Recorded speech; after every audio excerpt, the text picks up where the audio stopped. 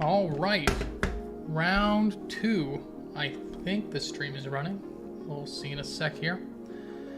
So tonight, we're gonna go over some of the stuff we talked about last time with the character that I set up. I finished off the rest of the abilities for him. We'll take a look at him real quick, and then plan on working on a perk deck system for characters. Let's go ahead and show you guys what we got going on with this character, and I'll show you a little bit about how the multiplayer works for the game right now. You open up a second Godot, and we'll set him up to be this guy. Actually, switch this guy to be the first account, and then this guy will be the second one. We'll do a survival game. And the survival is just a wave spawning thing. I think the enemies we built will show up. And so we got this lobby section here. All this lobby stuff is probably going to be replaced at some point with real art for levels. But I think the multiplayer lobbies they're functional enough. So when all players vote in to start the mission, they'll go in, very similar to how Left 4 Dead's lobbies work.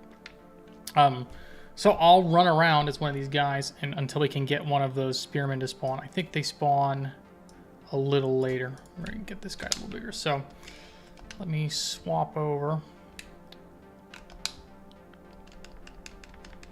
So I set these skeleton guys to block a lot of damage with their shields whenever they're being attacked in the front, but not in the rear. I can show that off too.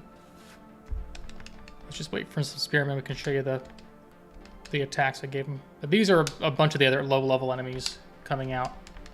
And let me just grab... Come on. I'll have this guy get closer to him, just to test the shield from behind.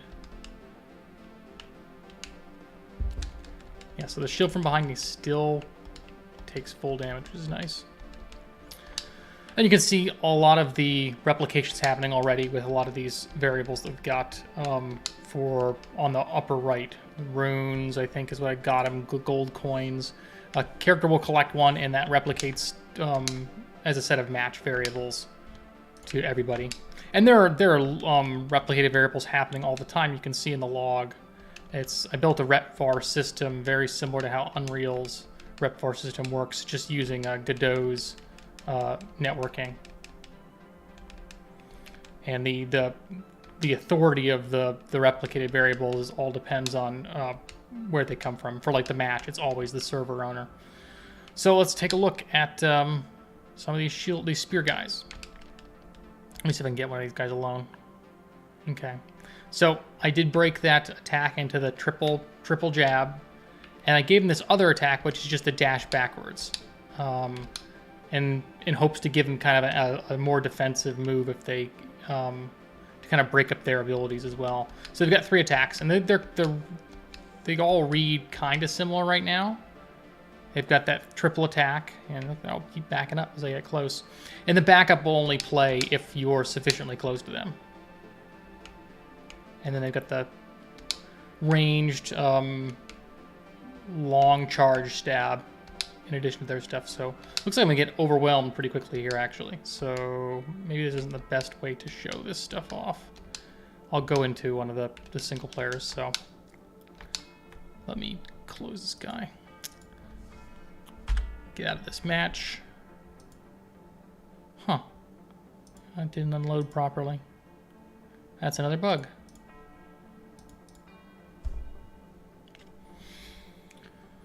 Okay, so single player wise, take a look at these guys in the sandbox.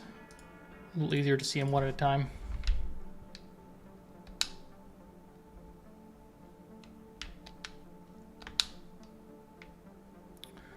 Okay, so he's got his long lunge. He's got a pretty big wind up. He's got that back step, which I have to build an effect for, and that triple stab. So he'll only do that long lunge when he's sufficiently far from the target. I'll only backstep if I get close to him. So you'll see that if I kind of try to get a close attack on him, he will eventually, if it's not on cooldown, he will do the backup and try to get out of the way.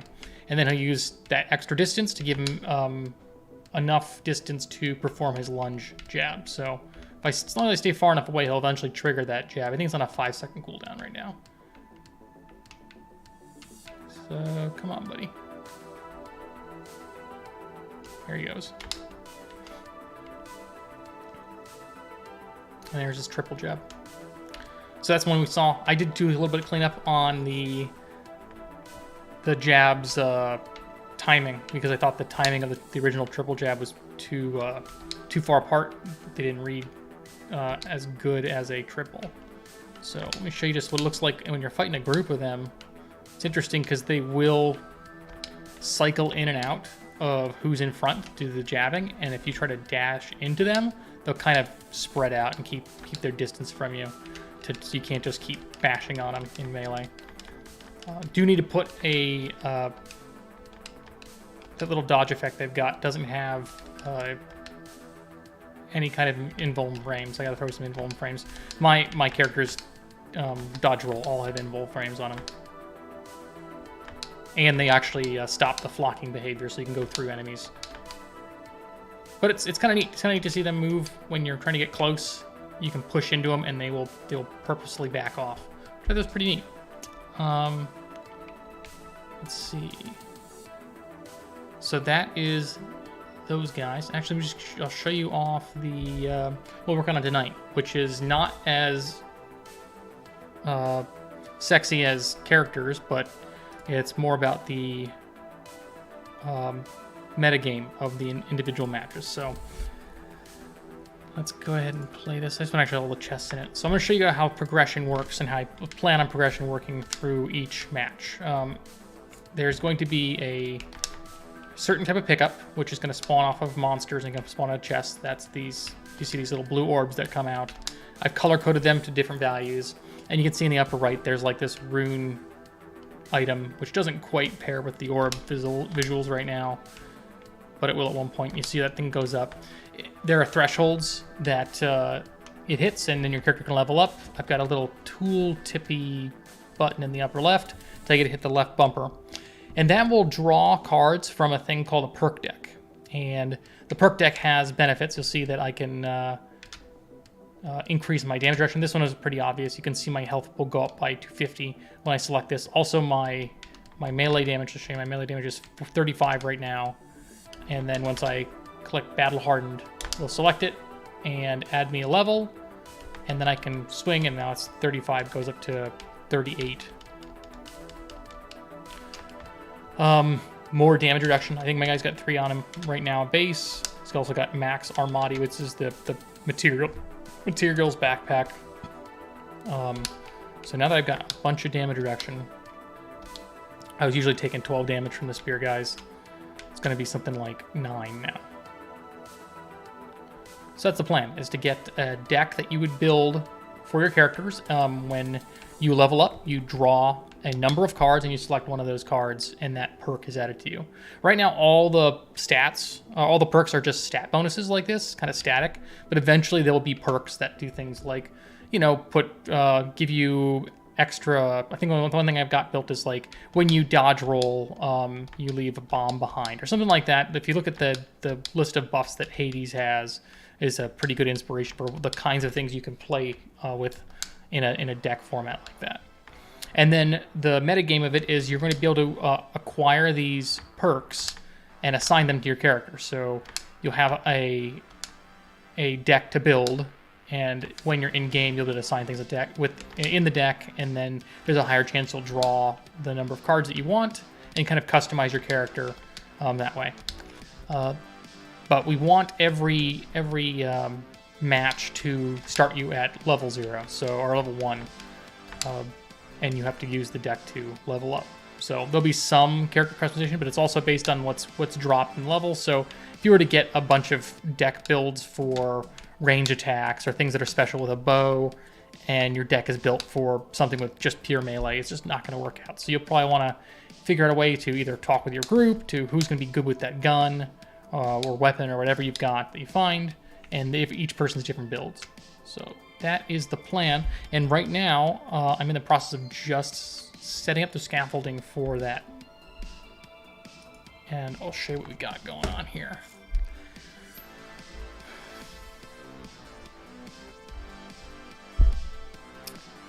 So I've got this thing you saw in the previous gameplay HUD when you select them as these perk selection widgets.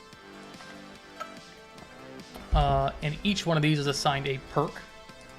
Go over here and grab them. But ultimately, where are the widgets? Somewhere right here.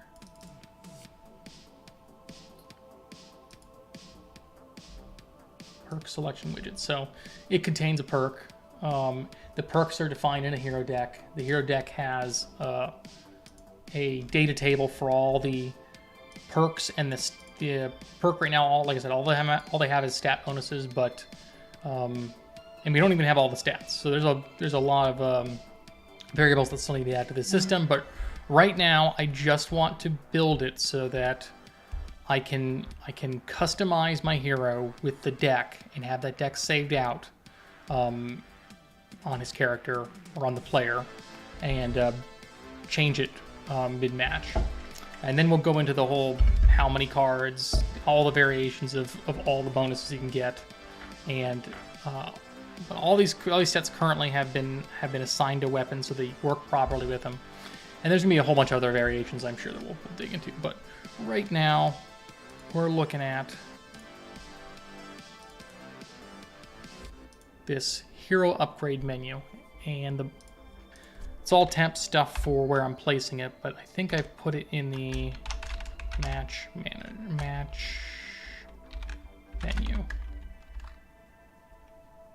match select menu. So there's just a button in here. I'm gonna have that use my menu manager to swap over to the new menu.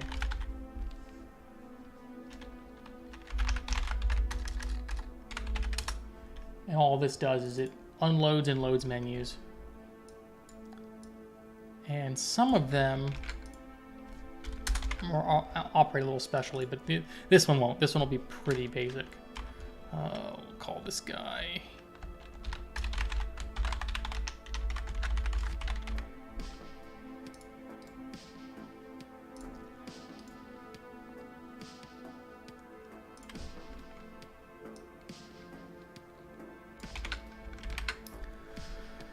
I gotta add its enum.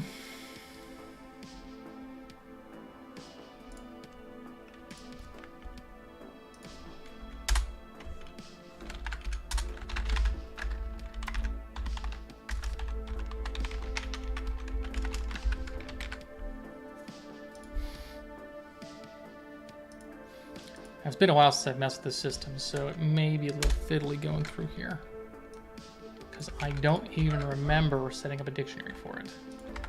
But that's how it goes. It must have been for lookup purposes. Then I got this giant if list, which is weird.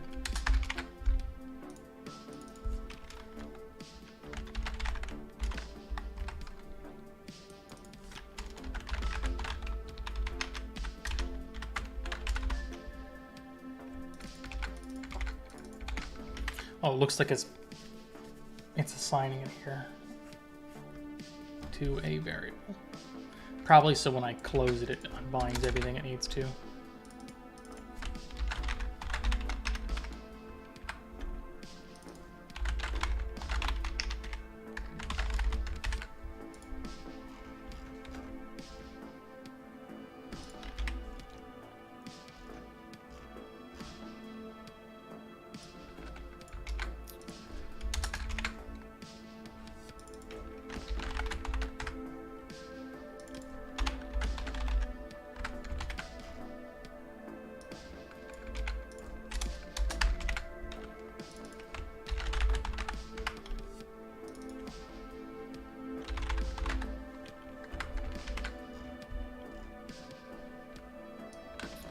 All sorts of helpers and all sorts of big old switches.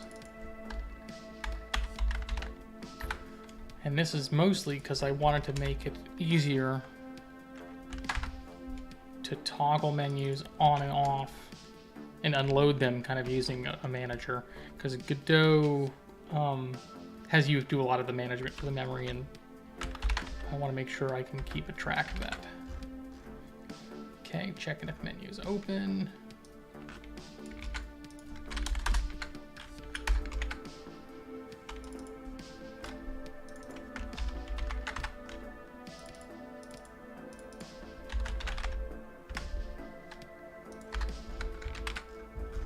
Okay, so now I can call the function I need from this button, and we can get that menu open. So this button has on upgrade button pressed, and this is the match select menu.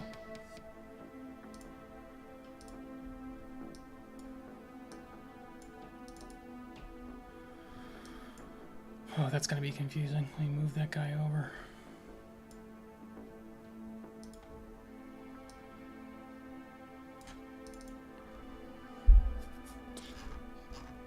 Okay.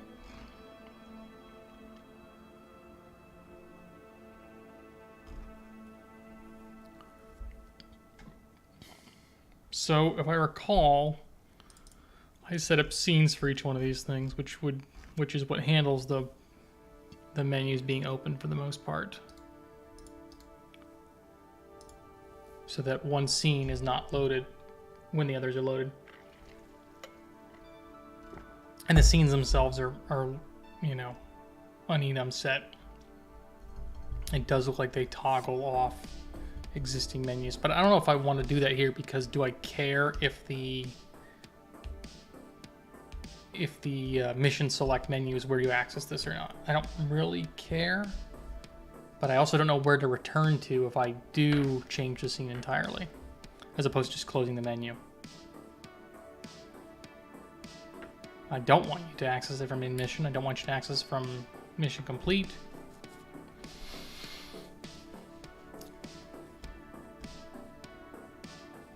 Let's just turn it on and see, and let it get focus, and then see what happens when we close it. See if I can return. So upgrades open. So it's like it's hiding stuff. It's the mission button. So this is to move the panels around. We just want to go manager's instance, toggle the menu, turn it on. It's going to be called menu type.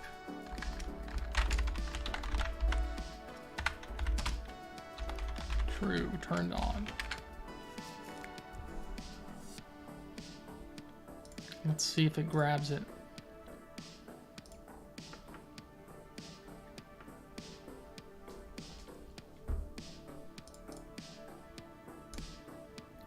Okay, so it did open the menu.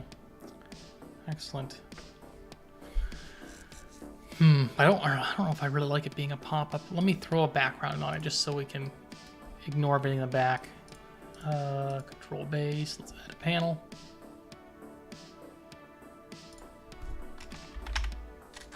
Actually, a panel might be beveled. Oh, maybe not. Still sort of learning the menu system here. And okay.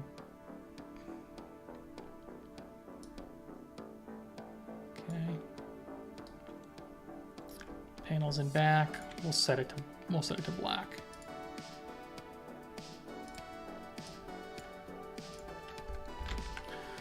Okay. Now we got it open. Let's go get it closed.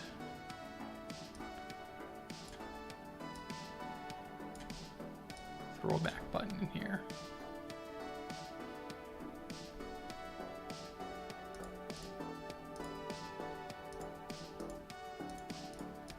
I do wonder, when this thing opens up, we need to be able to figure out how to grab focus and then return focus to the previous menu.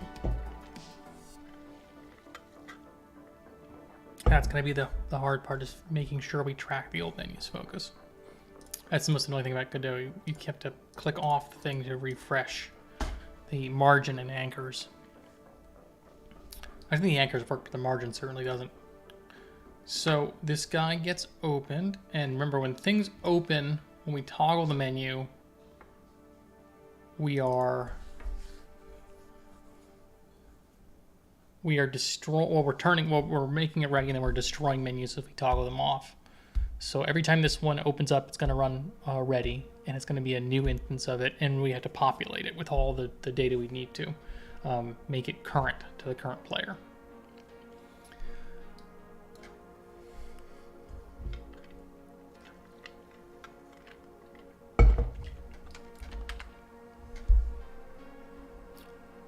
Let me go ahead and actually I run just the scene and see where the focus starts. We got no focus. Okay. So one thing I did is I made these, once I do figure out how to get focus on these things, the idea is you click on one, it will give you the expanded version of it. You can see what it's all about, and then I'm going to handle the scroll container that exists on this thing. And I did look up how some of the scroll container stuff works, but I didn't find easily a good way to make sure that the scroll container moves when your selection goes down. I didn't see anything good for that, so I'm going to build something custom for that, for when you hit the bottom of the list, or whatever this thing thinks is the bottom of the list, we continue to scroll down. And won't, as far as I'm aware, the scroll containers vertical scroll, let's see, vertical enabled. When this thing appears, you can't focus it in any way that I'm aware of. And I'll have to change the theme on it too at some point, but this is just like the really basic scroll bar theme.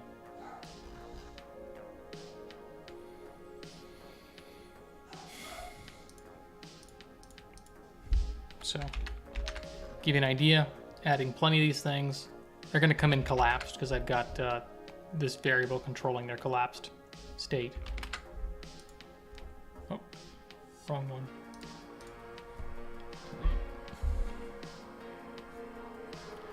We can see this thing will allow me to move all the way down, but once I go down below, I'm modifying things, but I can't see.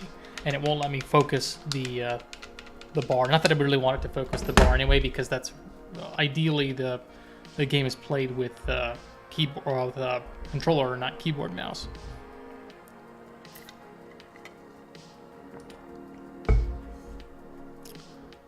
Okay, so I've got these widgets. I've got the scroll container, and I've got made a generic class called a perk list widget, and that's the one I'm going to be making be kind of the generic container of perk lists. So there's going to be a perk list on one side, and I'm going to go ahead and duplicate this guy and call it these are ones on the left will be my equipped. Actually, I kind of want the ones on the right to be my equipped and the left to be my stored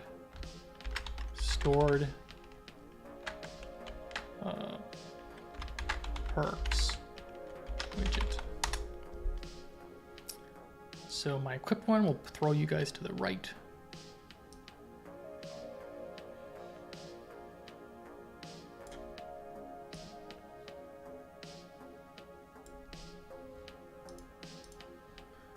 Okay.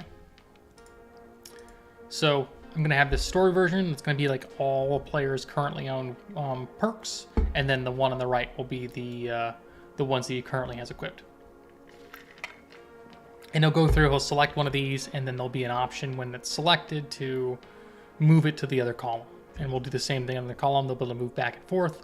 And then this list on the right is ultimately the perks that he currently has going into the next match. And I think I'm probably going to have to network these perks across too, because I've got the stats are already most of the stats that I care about that are going to be replicated are already replicated, because I'll have non-perk versions of those stats replicating. But I will need versions.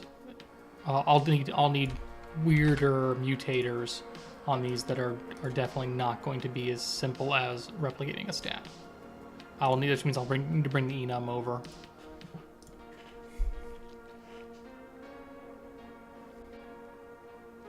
Okay, so those are my 2 containers. Let's go into some code here. And I don't expect to be done in one go on this thing. This is going to be a bit of a learning experience. Okay, so hero upgrade menu. I'm going to have equipped, and I'm going to have perks list widget.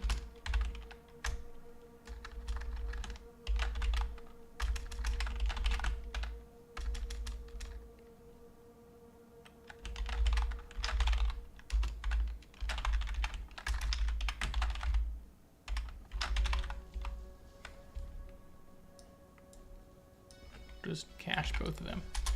So I think first thing we should do is get the I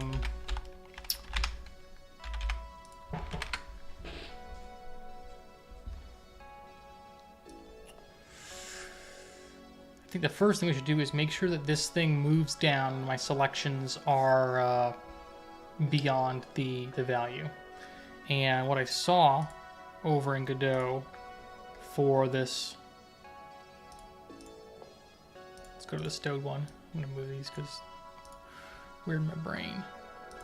Looks like in the scroll container,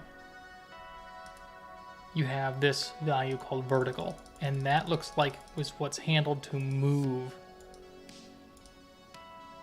the column down, which is what I need to be able to modify if you reach the bottom of the list.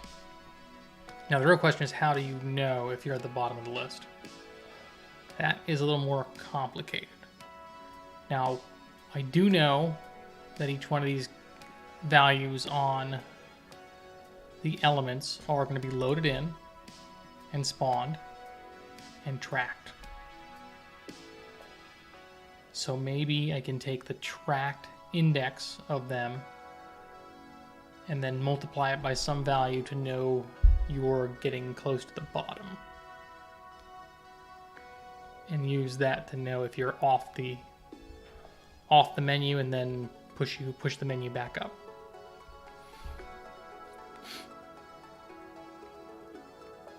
Yeah. I think that'll be fine.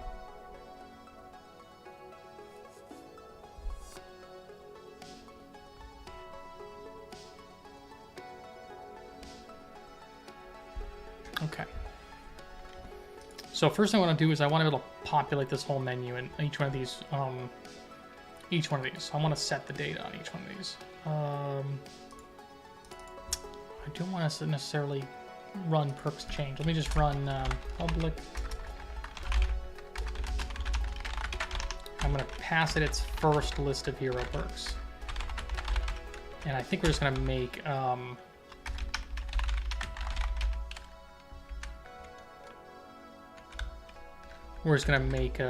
a new list to throw it in there through the menu. And then just run on hero perks changed. And then now I've already built this function to clear all the old widgets and then populate the new ones and bind to them on press. I do want to get on hover too, because we every one of these, the hover state's what I care about for where you are in the lists and its vertical location. So focus entered. Perfect. On.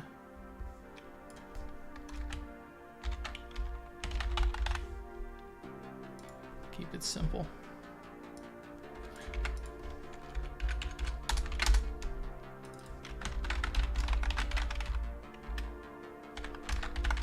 I want to be able to call this in here.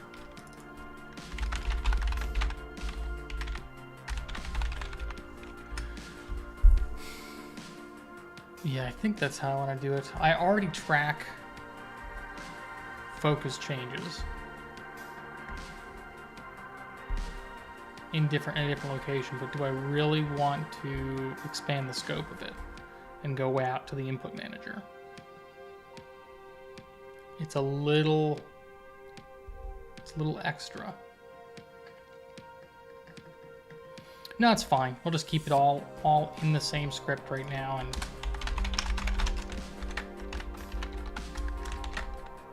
I should change it to Godot speak.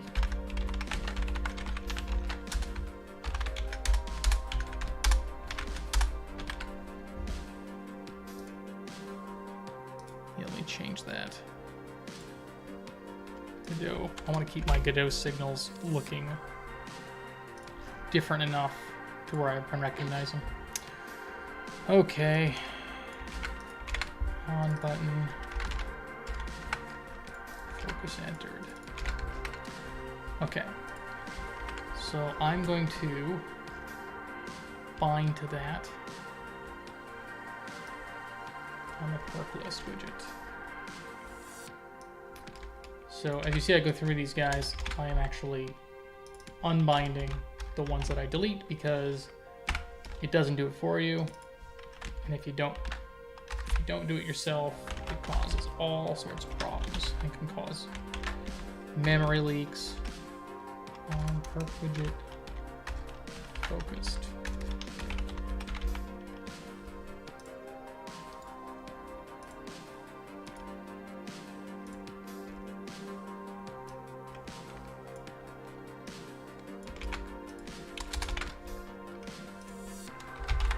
So just gotta make sure before you destroy anything or free it, you unbind to it.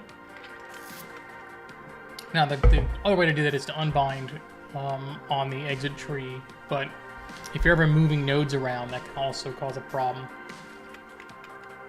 because you'll be exiting the tree when the node gets moved. Ready only gets called once though, so even though you add it, you can move the node around all you want. Ready is still only going to be called the first time it's added to any tree. Okay, now that when the widget is focused, I want to recalculate the current location. Trouble is that now I have to find the index of the stupid widget from the list here, and I didn't even add this guy to a list, so I need to make an add. But I am setting the data on each one of these things.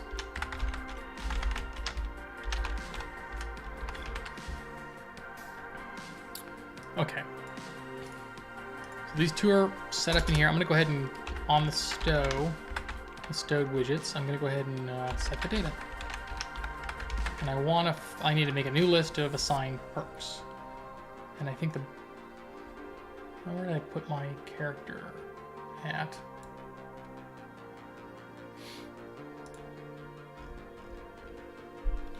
I had a list on my player hero perk deck, and I had a populate deck. So I'm going to grab the variables on this guy because I had a bunch of random cards added. Let's go ahead and make a deck.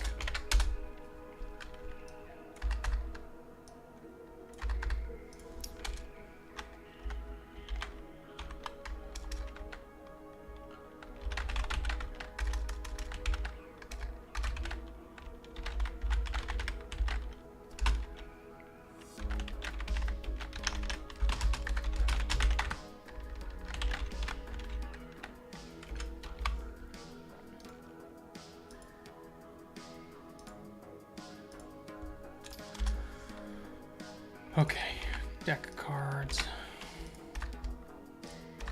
Okay, so now it should clear out all the existing ones that are on there that have no data and fill it with a real set of data.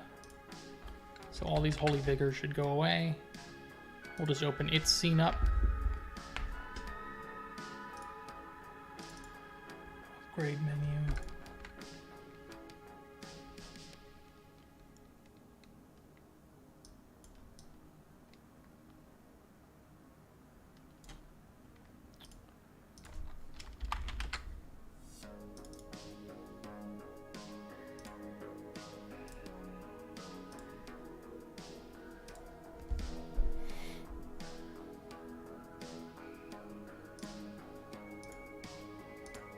see what it didn't like. Oh, because the control node hasn't been found. All right, so I think it's because I named them improperly. Let's get this guy's stowed perks widget. I did stored.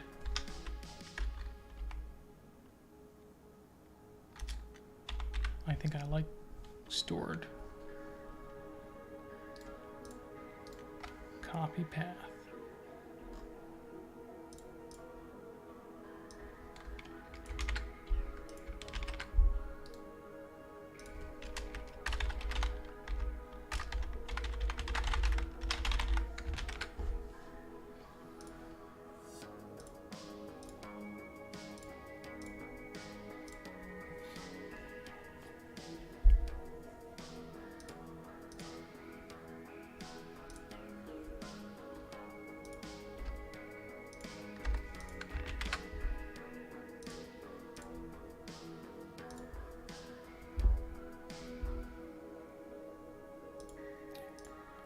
What did it not like?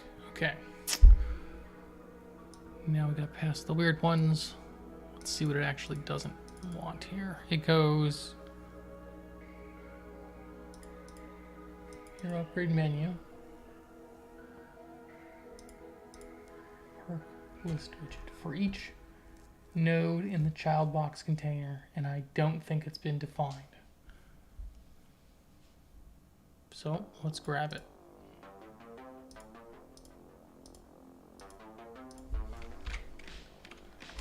I might call it just VBox.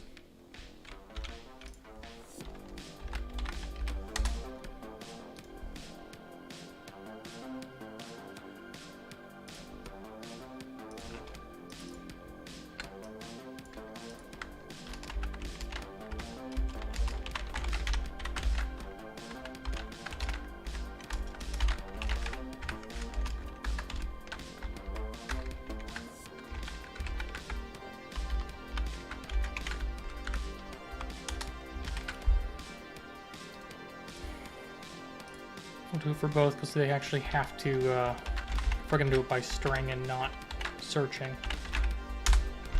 This is the easiest way to do it though. Can always go through and figure that out later.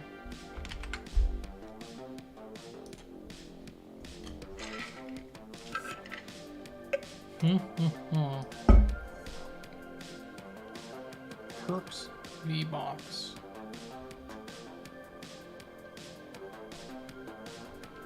Node not found. That is interesting.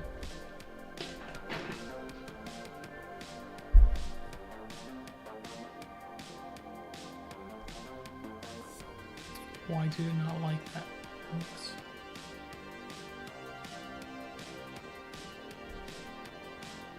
Oh, because it's not all the way up here. It's only located into here. Which means I do need to turn this into its own scene. We'll call you save branch the scene. We got a UI section here for scenes, menus, hero upgrade, perk selection. What do we call it? Perk list widget.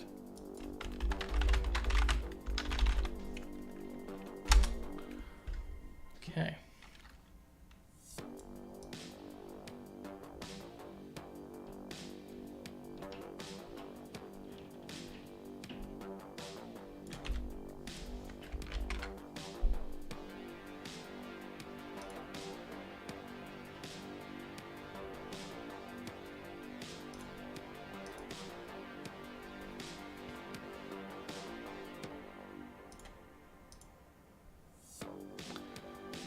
Already connected. Okay, we're getting further here. Focus entered, already connected on an object.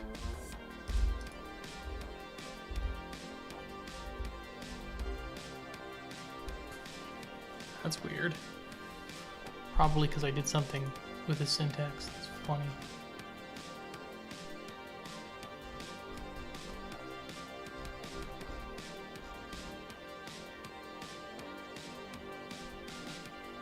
No, that looks fine to me. On button focus entered. Disconnect. Actually, let me go to this guy.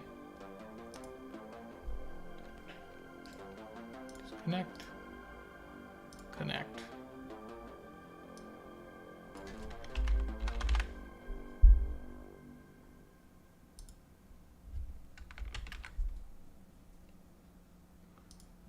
He's gonna yell at me in here? No.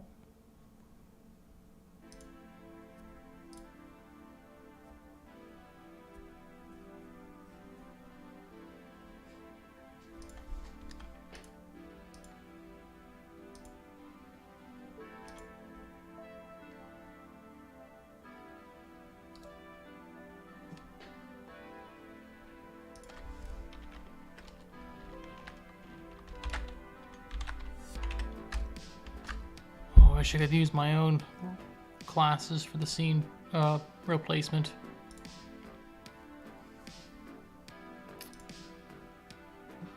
Let's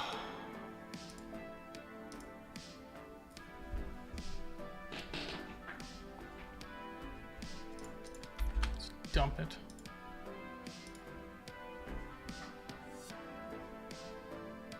Yeah, it does not like these signals.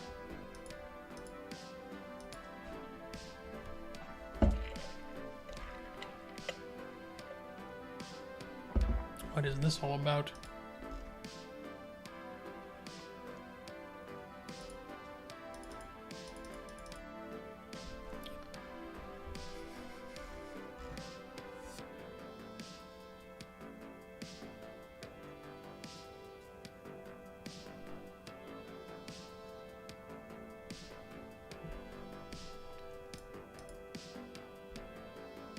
Object reference not set. Path get invalid? Oh, I never set the path up. That is a problem.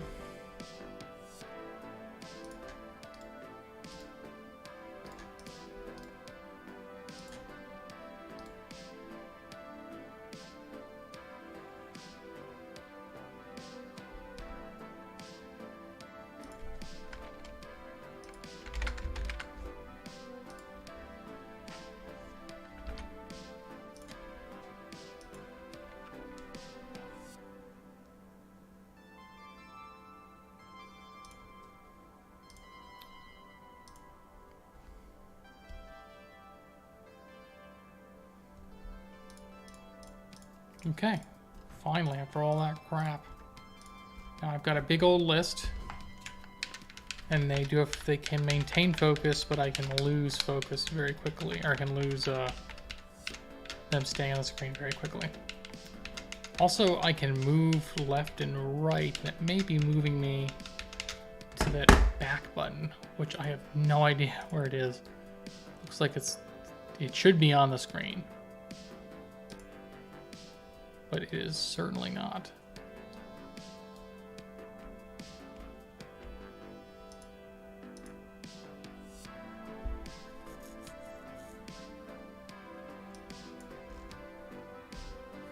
There's something weird that the back button should be... Oh no, it's not on the screen because... Yeah, we got extra 40.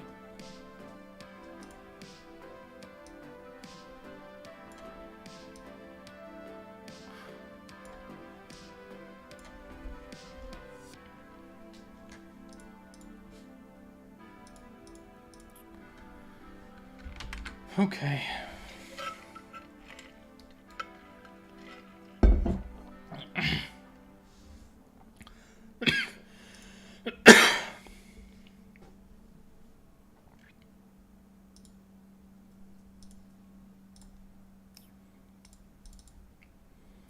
Great.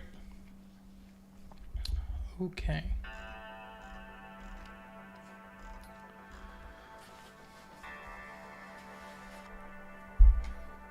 Let me duplicate this because we want to use roughly the same.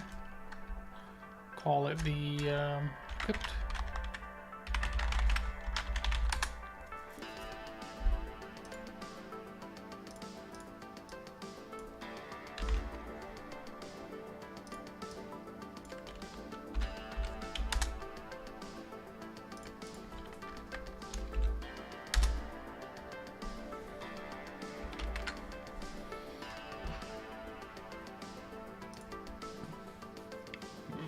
Okay, so the minimum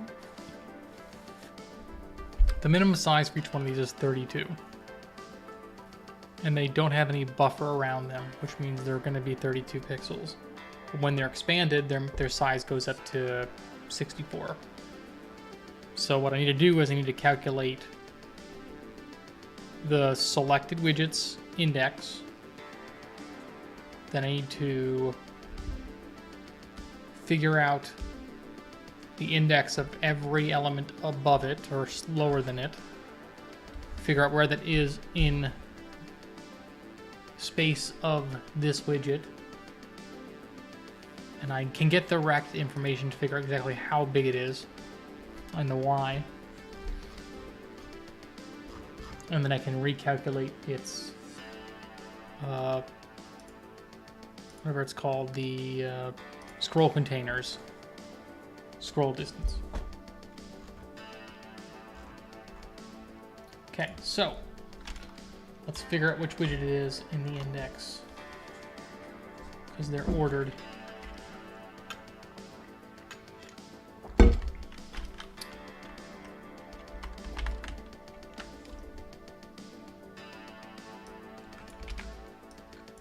I could just assign an index, but I don't know if I want to do that. Maybe I do. Maybe I do want to assign an index. We can always kill the index later and override it. So I'll go ahead and do public. I want to get those two.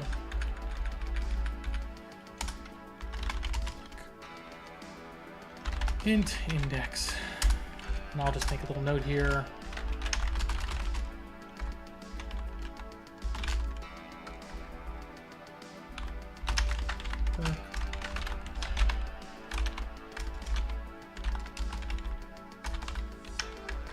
Because I do expect these indexes to be moved around quite a bit.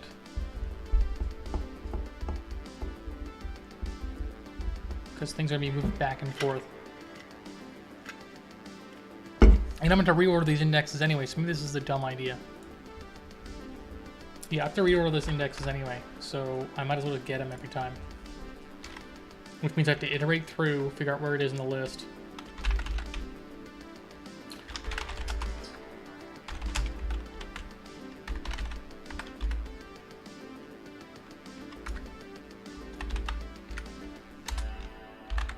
And I can, well, since I'm going through, I can grab the previous widgets.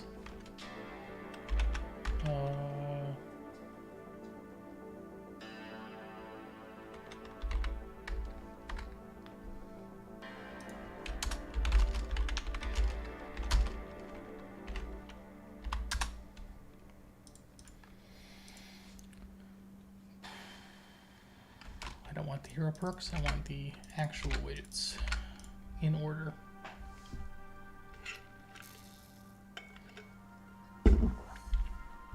I wonder if I actually grab the position.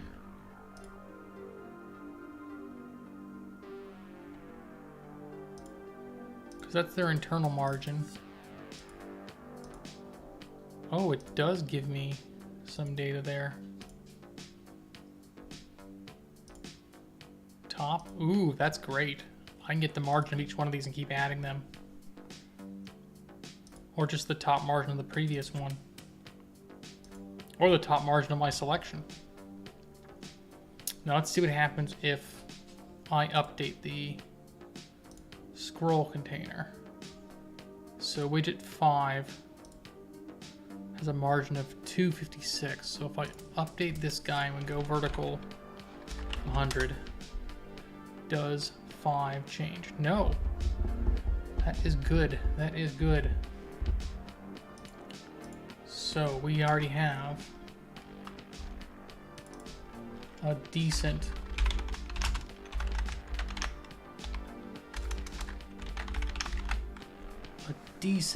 way to track where I am relative to the total height. And I gotta grab the total height. So let me make sure I have the V-scroll container. I'm pretty sure that'll grab it, but I'm gonna make sure. Scroll container, let's get node.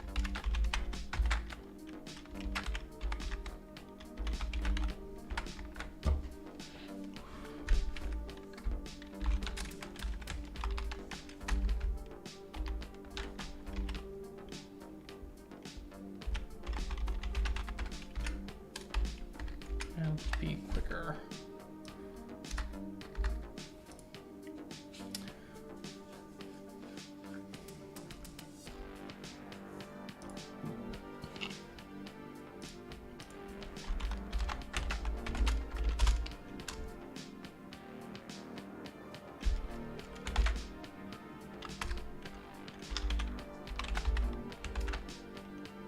Margin top. Great. Okay, so now I have. Now that I have that, I need to compare it to the overall height.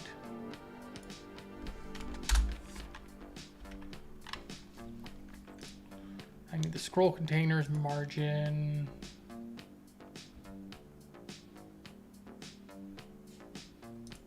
Or it's rect. Scroll container.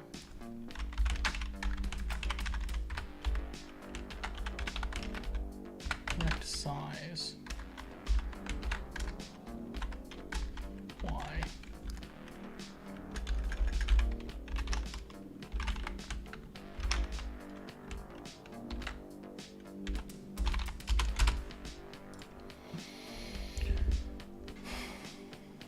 Okay, so when you end up clicking on one of these things, one sec. Come here. Come on, I'll get you.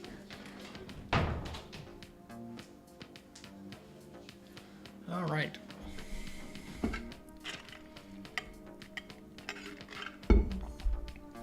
So I need to figure out if the top,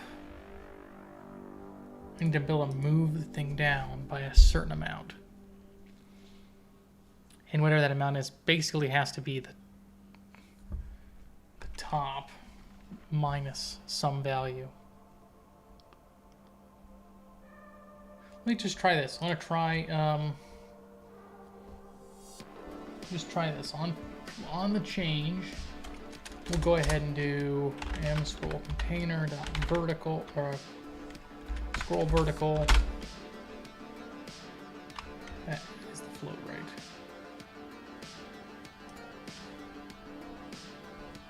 Why is that an int? That's so weird to me. It doesn't actually, and we'll call it top location.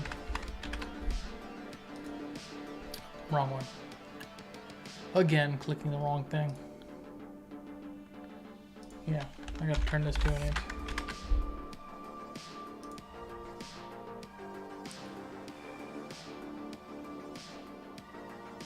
Okay, so if I switch,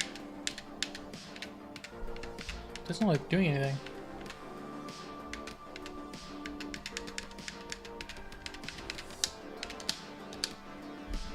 Bound the focus widget.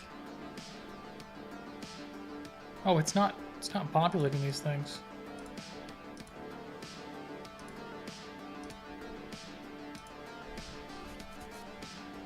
What did I break?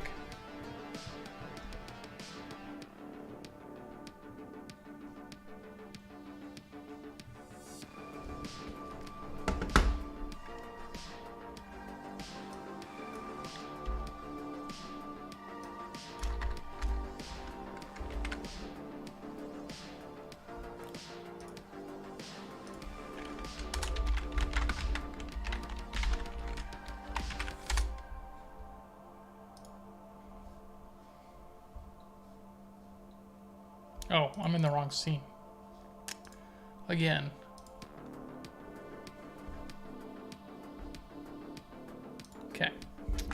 So I move down. It looks like it's keeping it always at the top, which is pretty neat. Except when you want to really do something, it looks very funky. So as long as I'm at the highest bit. Oh, it looks like it changes.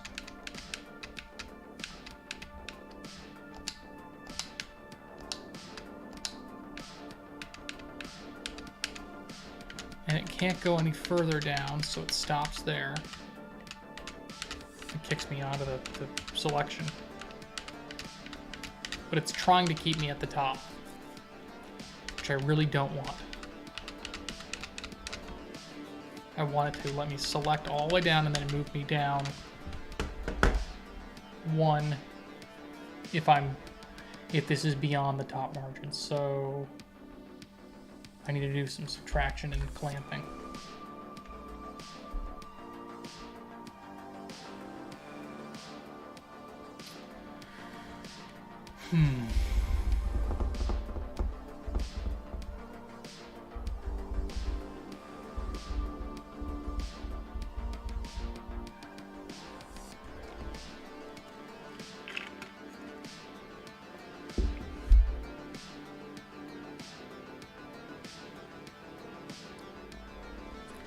So I need to do top location minus overall height.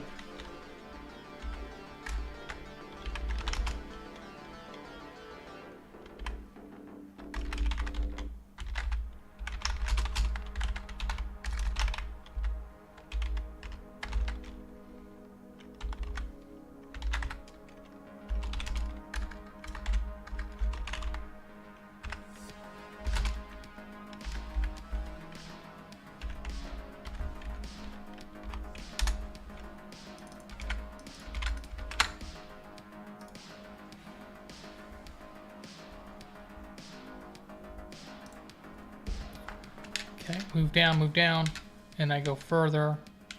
Looks like it has to do a little bit less than that, because I can go down one, it doesn't move, and then it goes down to the second one, it does move.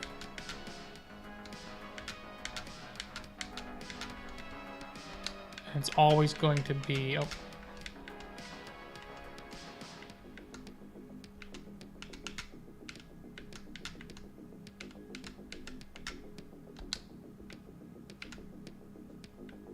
It's always off screen.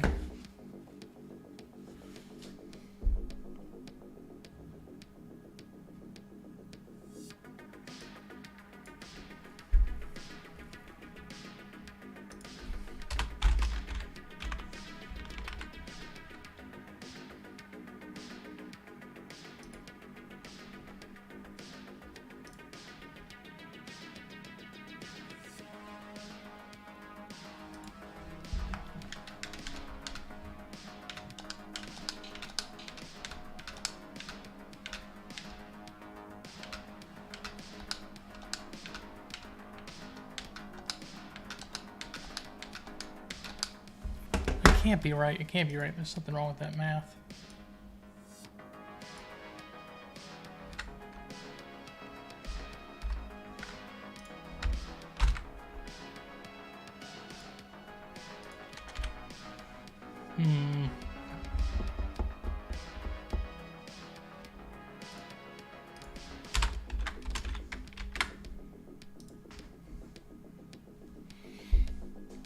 Yeah, I'm doing it one of the other directions the wrong amount.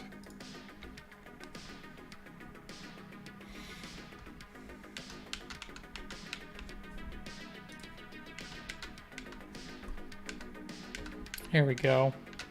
Now I'm at least grabbing the amount I need. So part of it is too with that plus 32 is I'll lose the bottom of that forever. So I'm gonna have to do that as a variable as well to figure out if it's expanded or not. So if this guy float buffer equals 32, that's the collapsed buffer. And then if widget is expanded. We've got expanded. Now, why are you not showing up? Perk selection, wait, it's right there.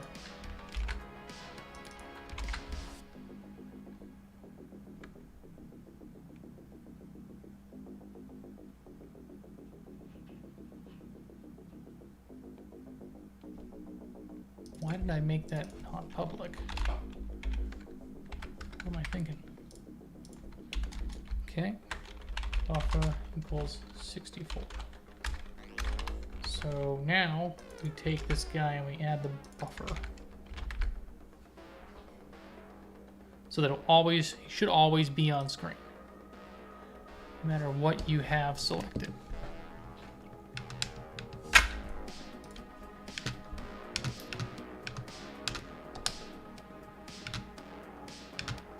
Perfect.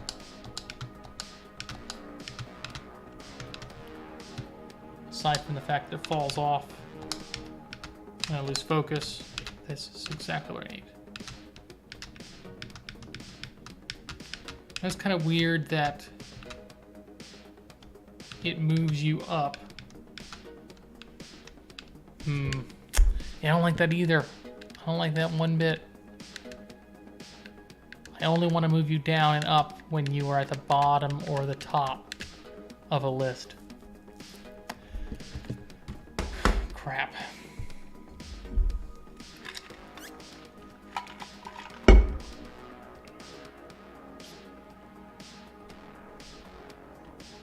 So I'm gonna have to go check to see if you're at the bottom or top of a list.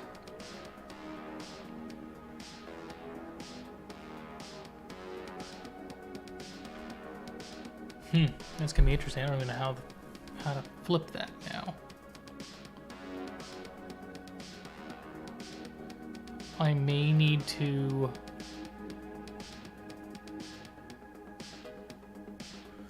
Okay, so if you look at it as a rectangle or a one-dimensional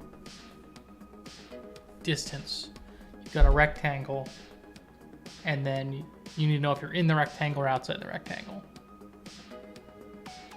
In the instant you get out, whatever you're selecting is outside the rectangle, you move the rectangle. That's how we need to think about it.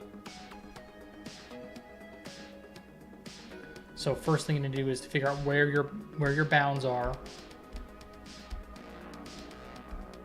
in the list. And if your current selected element is outside the bounds, we have to move the bounds.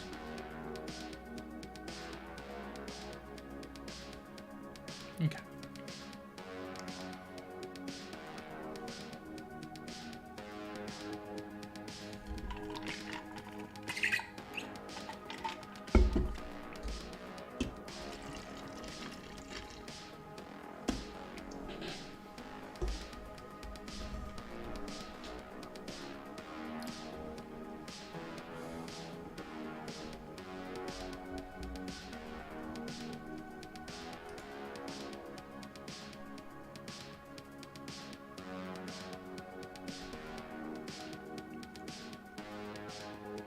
Okay, so I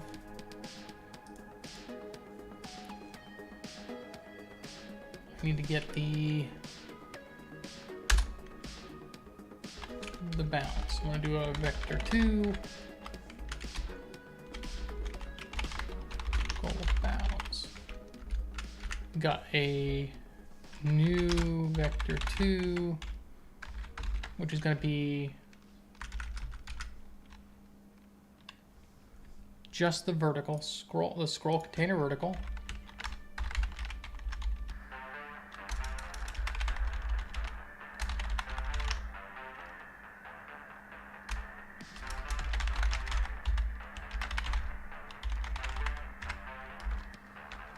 Which should be 0, and then the bottom bounds are the rect size plus scroll container vertical.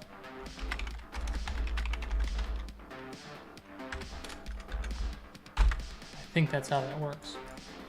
Okay. Now I need to find if my thing is inside the bounds. So I've got the widget here. And I've got my top location. I need to see if the top location and the bottom locate and the lower bounds are both inside. So we've got these. Let me just get the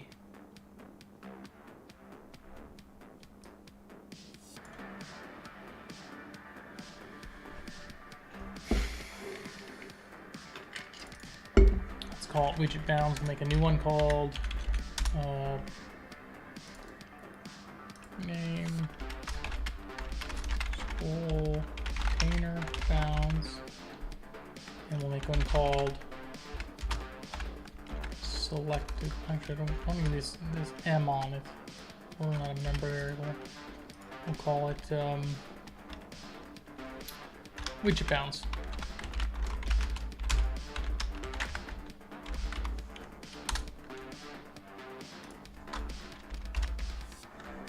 Okay, so we've got our widget. We can make the widget bounds right here, and we'll call the top location is definitely going to be the widget dot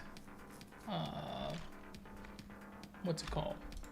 Margin top. That's where its top is sent, and then widget margin top plus its buffer. And the buffer is determined if it's expanded.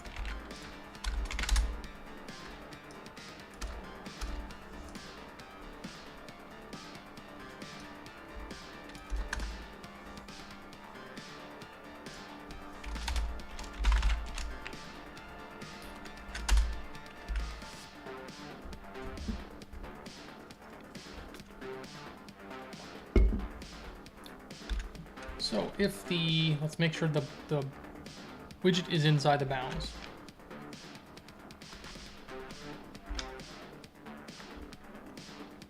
Widget bounds dot x. This is the top is greater than the scroll container bounds dot x.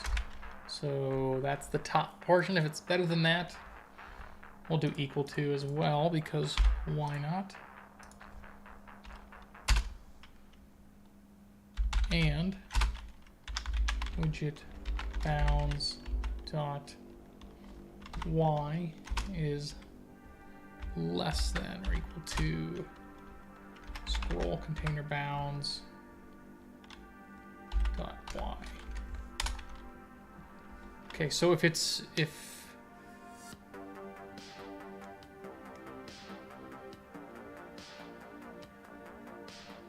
let me just double check that. So we always want it to be within those two, and don't do anything for it physically between those two. That's basically what we're trying to say. Let me go ahead and check.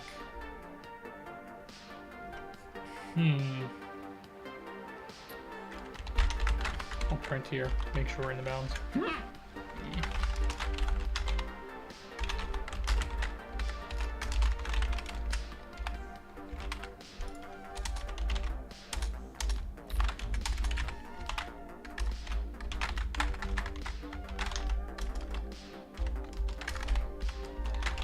And ideally, this thing will be used in a bunch of places. So this won't all be just for this one menu. I want to make it flexible enough to work for a bunch of things. Okay, so if it's in the bounds, we're not going to do anything. If it is out of the bounds, we'll be doing stuff. And what I probably want to do is make the scroll location as close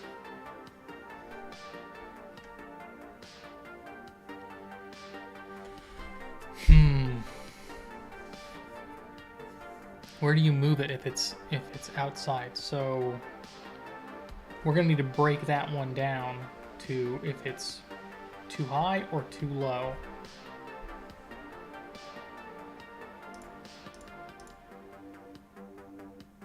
So I'm actually going to break this one into two.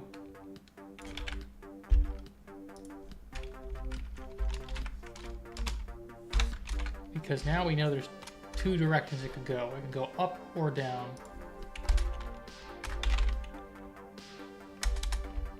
Or nowhere.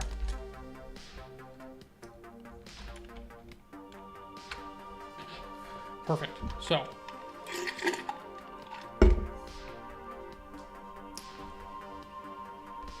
I want to grab, so if it's too high, we want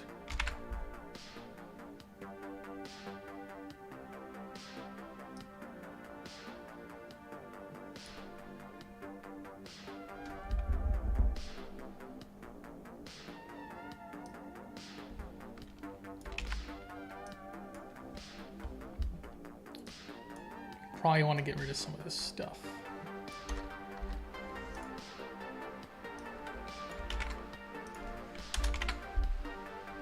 So what that'll do is, okay, so let me just make this correct. If the thing is too high, the scroll location will go up, but we need it to be subtracted by a bunch.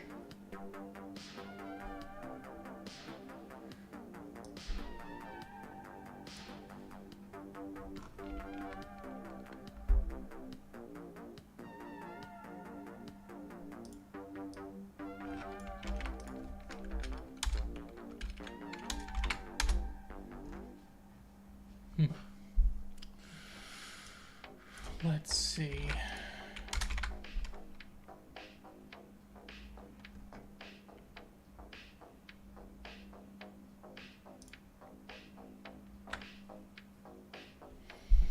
Because I don't want this to go negative.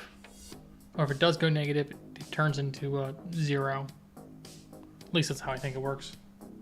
It says it's an int, but it doesn't, it's got clamp values clearly.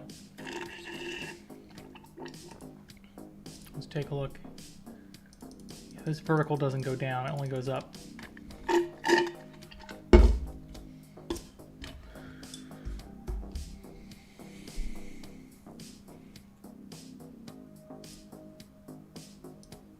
wonder what dead zone actually does. Let's see.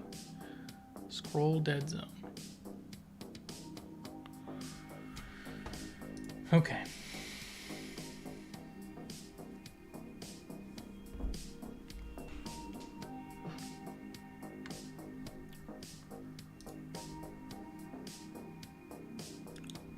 Let's see where we go and how many prints we get for inbounds versus out of bounds.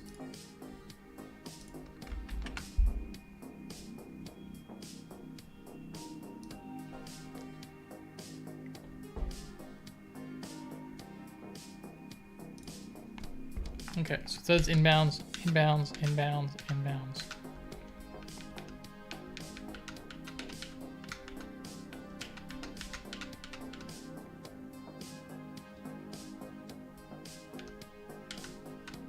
Out of bounds. Okay.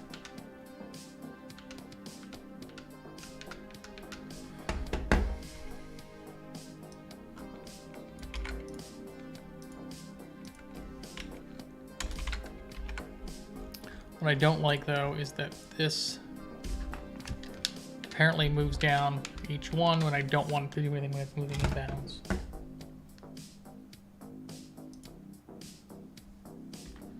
Only when it becomes out of bounds. Oh, that was inbounds.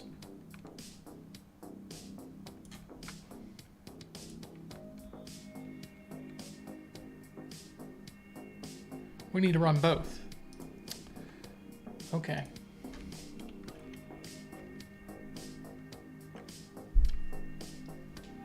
I'll be right back, get something to drink.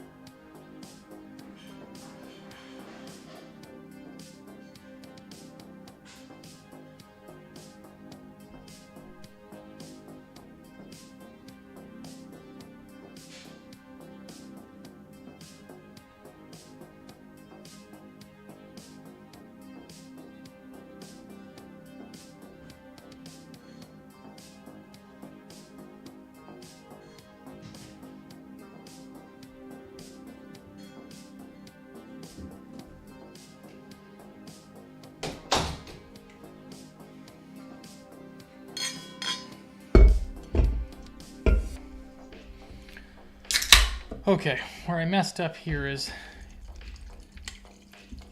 this is going to be out of bounds still, in theory.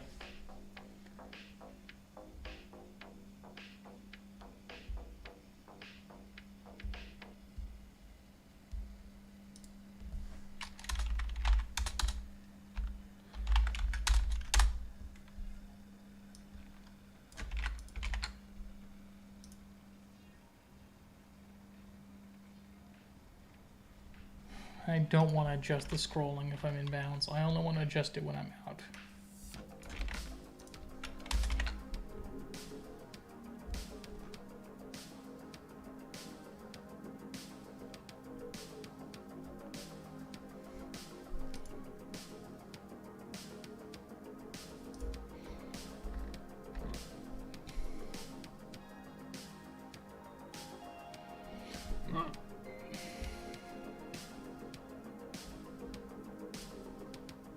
And I want to move it down into the bottom, which is basically what I was doing earlier. So I need to change the scroll location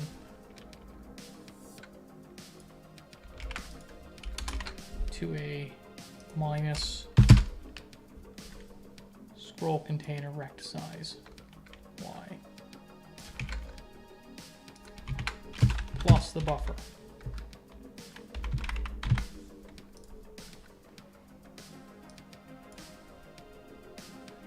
I don't know why this is still red.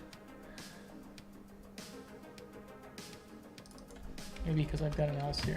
Yeah. All right.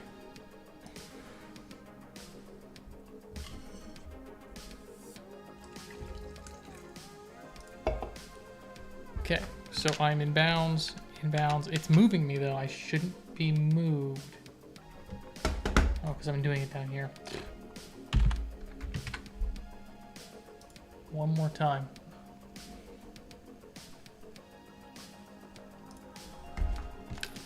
Okay, out of bounds. Nope, still says I'm in bounds.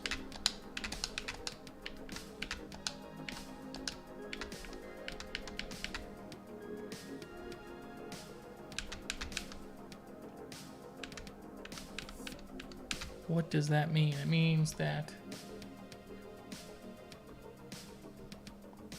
scroll container bounds X.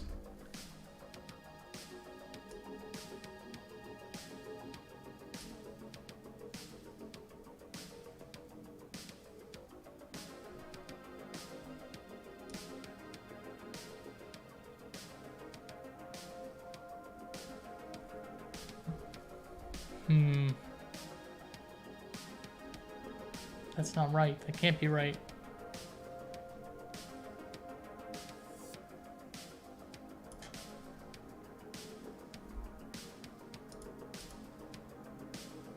So widget bounds X will always be greater than or equal to the scroll container bounds X.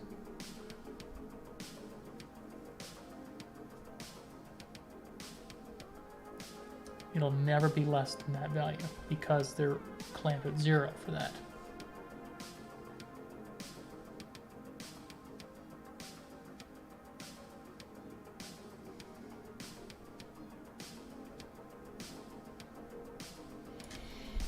Think about that because,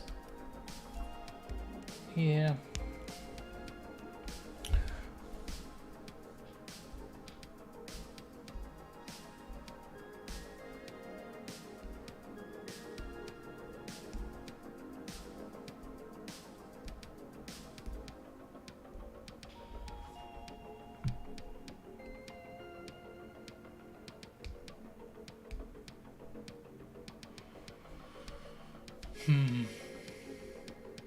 So the widget bounds can go as high as like 256.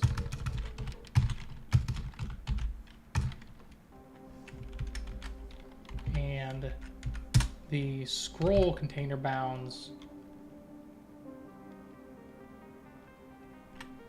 can be like 100 to rect size, which I think was like 250 plus 100, so 350.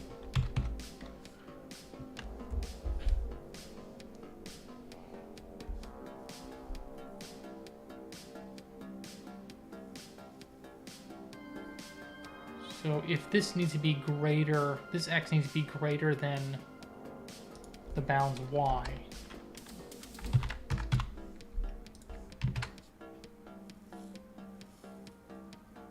Because that means it's out of bounds.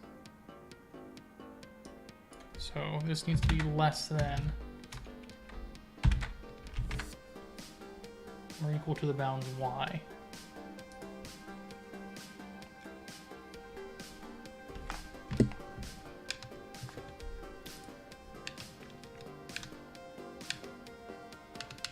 We need to add the buffer to it.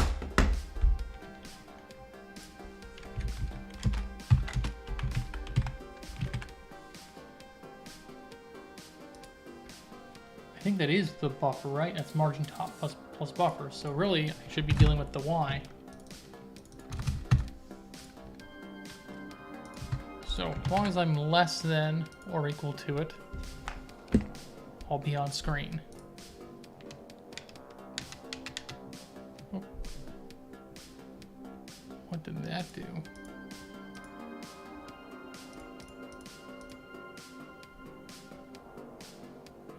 Scene loader. Weird second thread thing happening.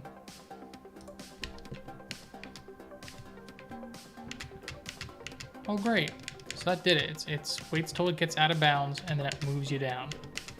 And I can stay in bounds as long as I'm on this. So now I gotta do the other side. Cool.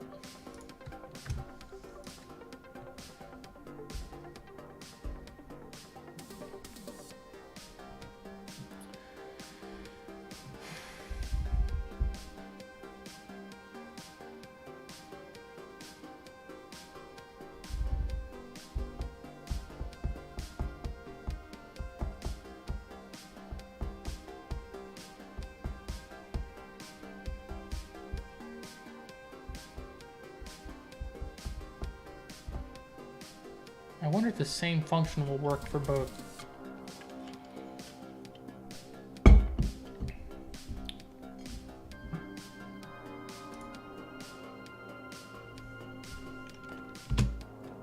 Okay, so now we gotta figure out what it looks like going up.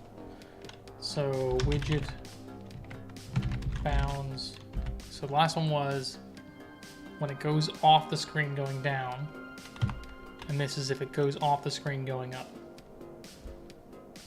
which is just going to be our widget bounds x, because we don't care about the vertical. If it's greater than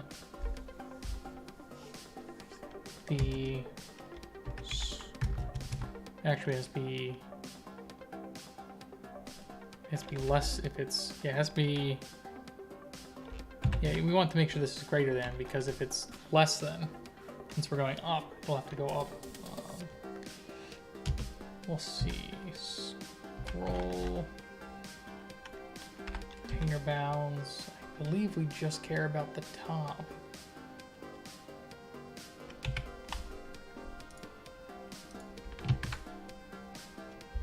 I think that'll work. I'm gonna do the equals here just because that's on screen.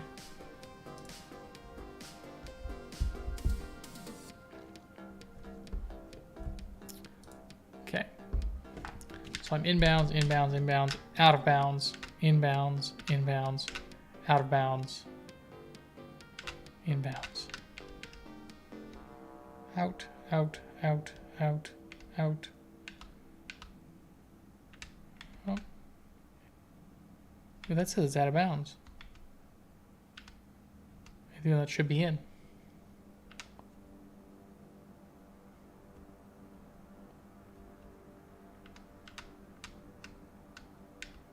Okay, so take a look on the bottom. 1, 2, 3. We'll move it up to weapon specialist. So 1, 2, 3, 4, 5, 6 up. Weapon training. Let's collapse all these just to make sure.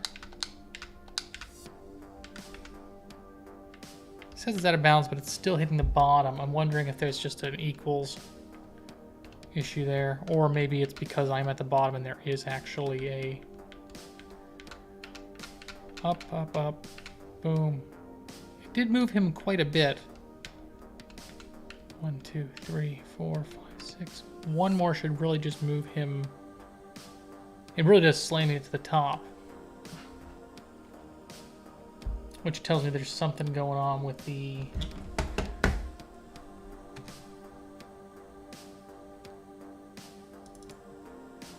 clamp value here. But so far it is a lot better.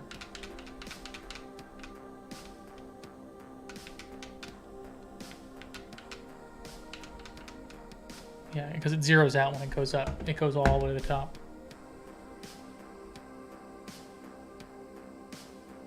Which is kind of weird because the same because it's the same calculation, but it's really just trying to get it as far down as it can go with keeping you in. I think that's how it's working.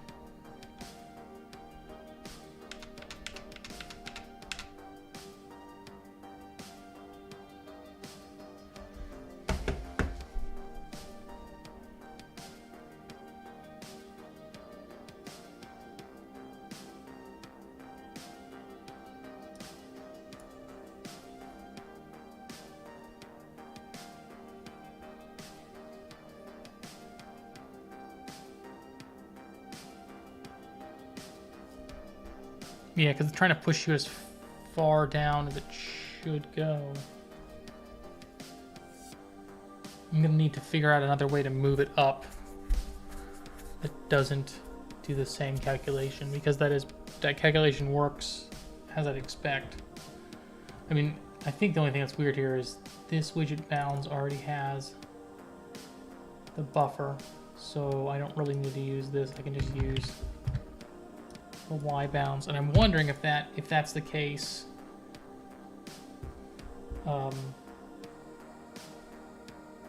Here, that I can just use this function as a replacement. So let's just see. So if this thing is out of bounds for this guy,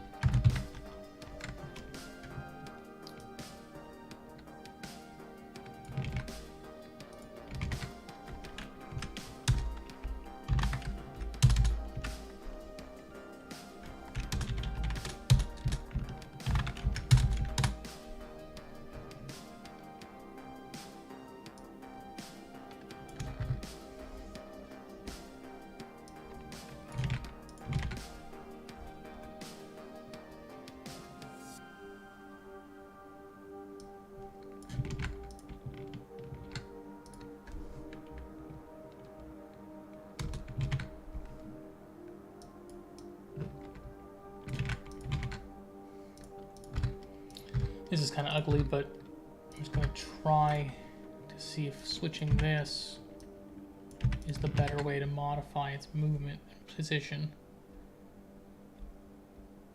I'm just going to put these two guys together. Okay.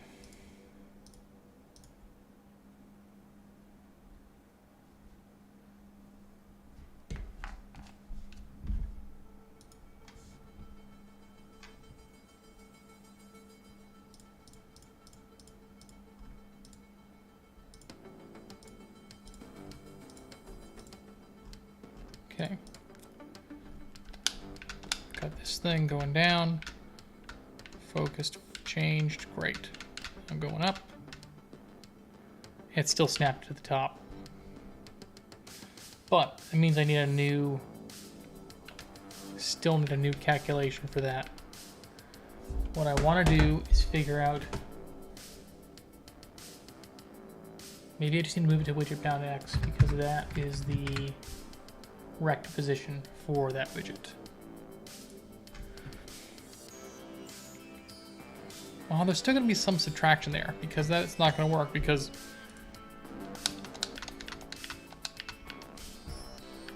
me just double check here. Oh, that is correct. Great. Well, solved it then.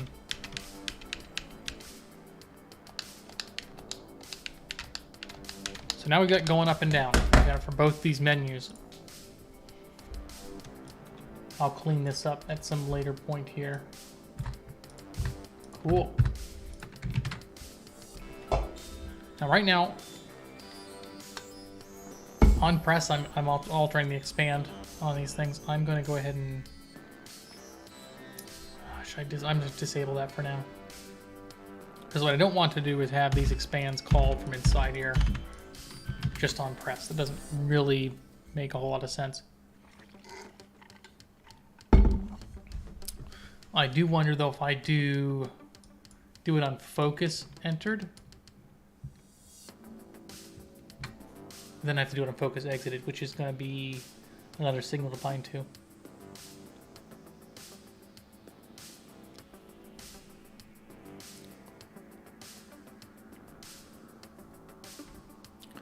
Let's see. I want to make sure that when they come in, they're all not expanded.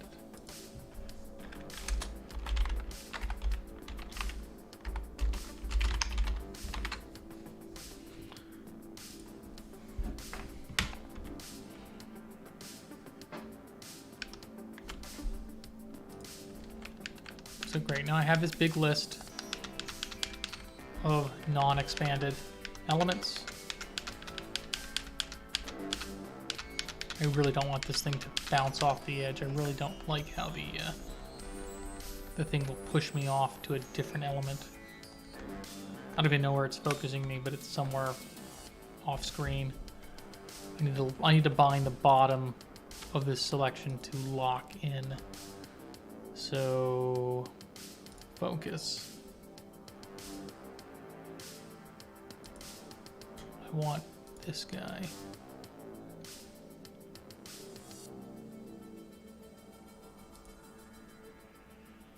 Really don't want this thing to be focused at all. So it's just the elements coming off the bottom. Which means it's auto grabbing a focus. You're going to have to modify how these things come in so that you can't change focus by going left to right like that.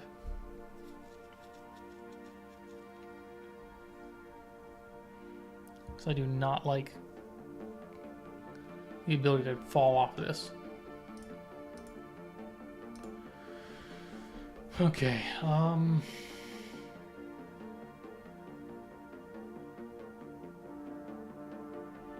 I've got, what I want to do is like a tooltip. I want you to click on this thing, have the hero upgrade menu, put the element in front of you here, and then give you the option to move it over to the side, probably with just a mouse press or a confirm or even a button on this thing.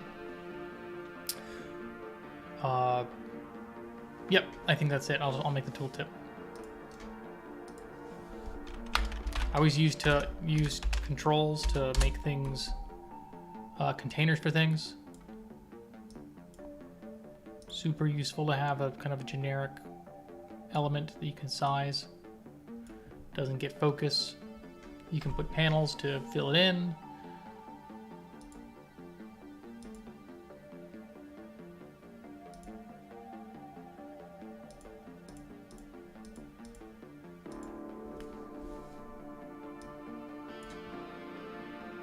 Hate how that works. We'll call it tooltip. Probably need a better name for that. And this tooltip is essentially going to be an expanded version of this with a couple of buttons that will tell you to move it over or some key press to move it over. I think I'm going to use just the right analog stick to move it over. Analog or the D-pad.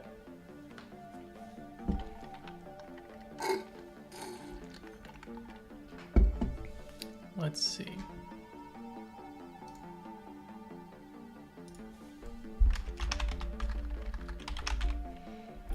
Throw a panel.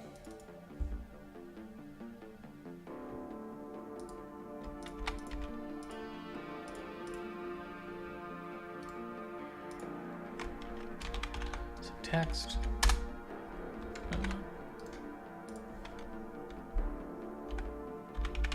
It's called a label.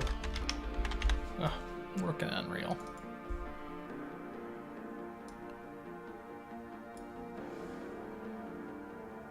I basically want to copy everything on this guy. So let me just grab this.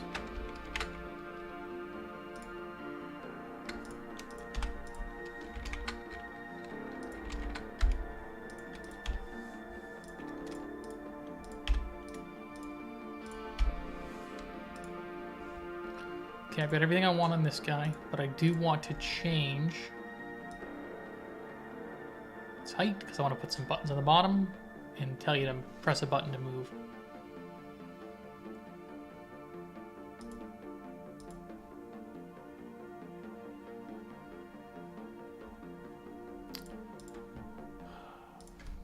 I really do hate how that works.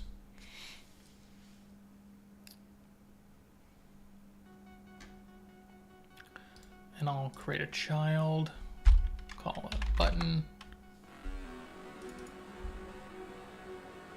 And once this thing is selected, this button is going to be highlighted.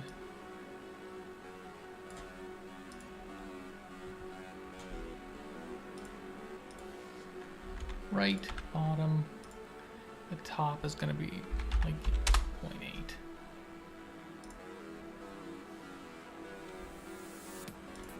Three is fine. Little margin of 3. That's too small.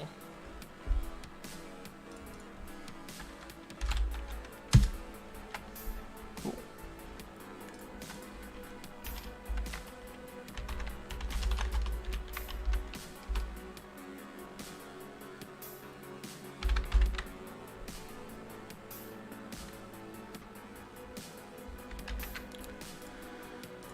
Okay, and this is going to be move button.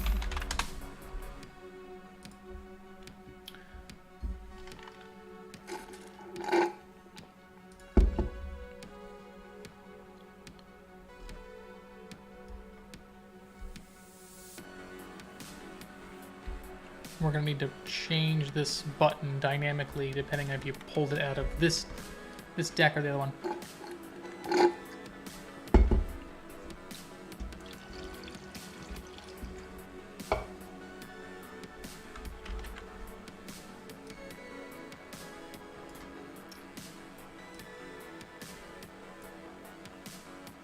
Copy the path for this thing.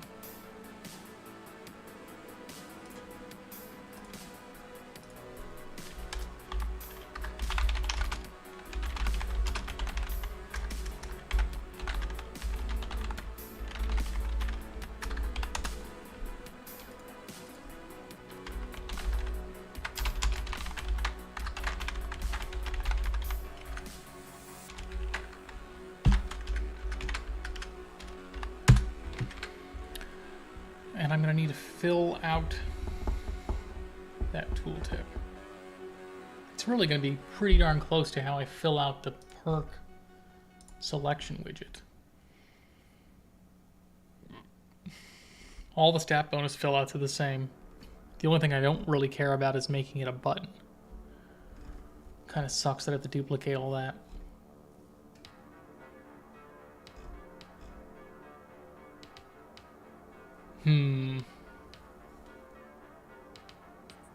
Maybe I can make it a non-button version of this and just make it generic.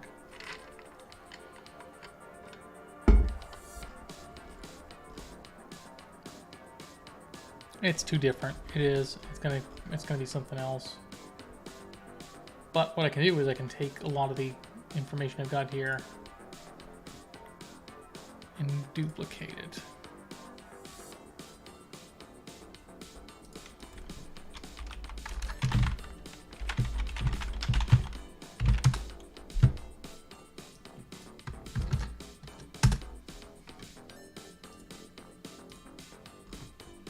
That's sitting under HUD right now. It really should be more generic. And probably a set of elements that are more generic for this. Copy. call it perk tooltip.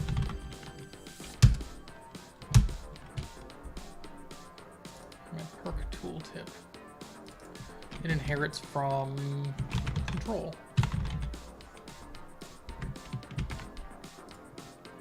I didn't want to rename this stupid thing.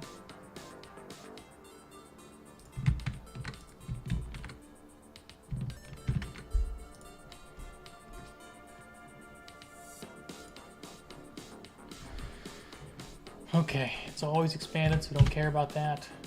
We've got our name, we've got our bonuses, we've got the hero perk assigned. On ready is fine. Focused entered. We do want this. We do want on ready. We do have a button we want to make sure. We didn't assign these again, did we? That would really suck.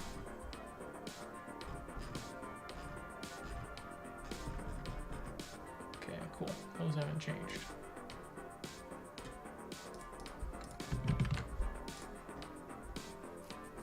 Wait, did I fuck that up?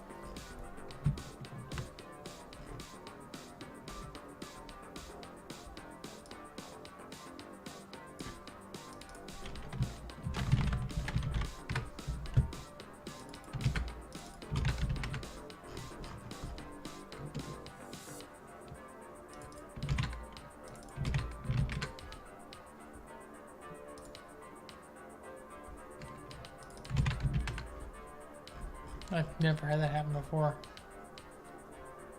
Very weird.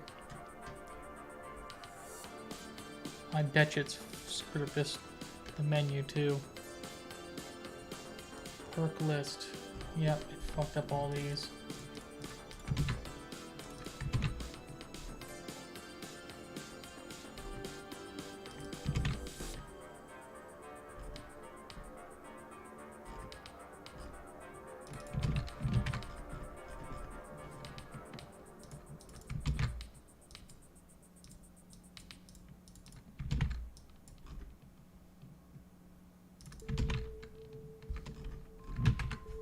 Very weird.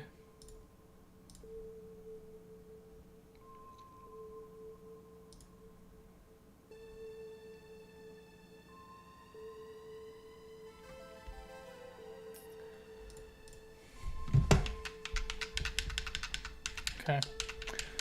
Looks like it maintained.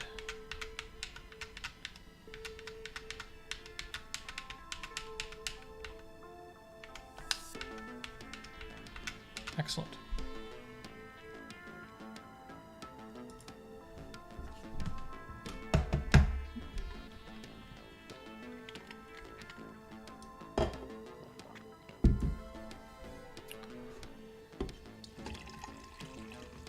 Let me just run the game to make sure I didn't break anything for leveling up.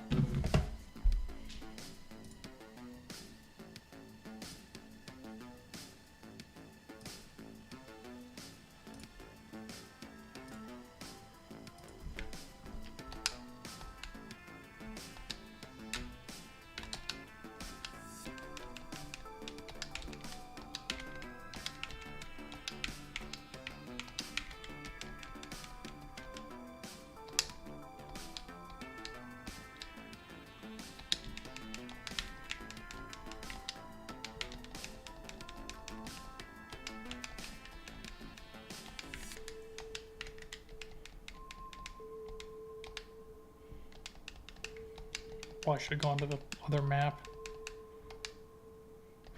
That's fun though, I can kill some dudes. Okay, we're almost there.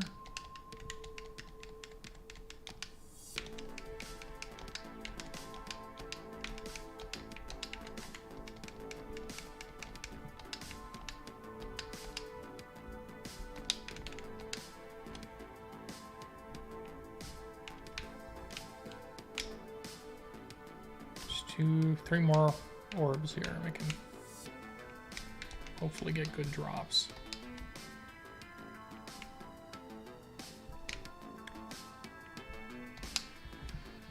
Oh, there's one. Okay. So, okay, that looks like that all worked out. Max health.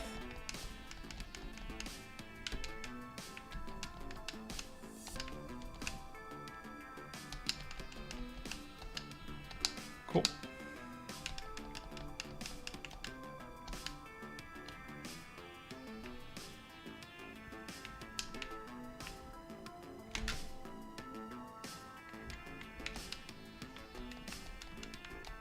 That's something I did fairly recently, which is the fire effects on these bounce projectiles. It can do damage over time. I'm gonna have to make some adjustments because I do make some more effects for the enemy fallback, things like that I built. But this fire effects it's really cheap in terms of the how much performance it takes for a little thing like that. It's just a material scrolling.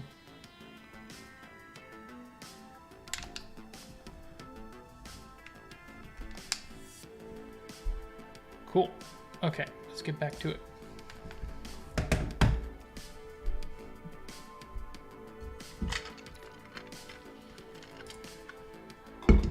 Okay, so now I'm going to build this tooltip thing.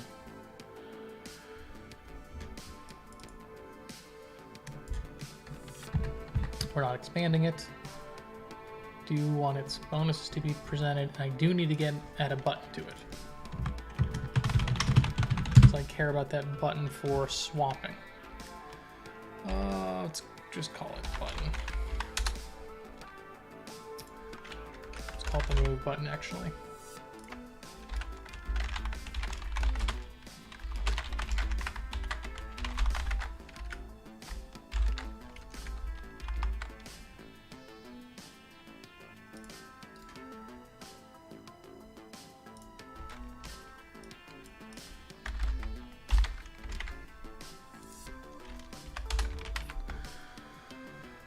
Okay, data is set the same way everything else is. It gets assigned its hero perk. And then it does its update text.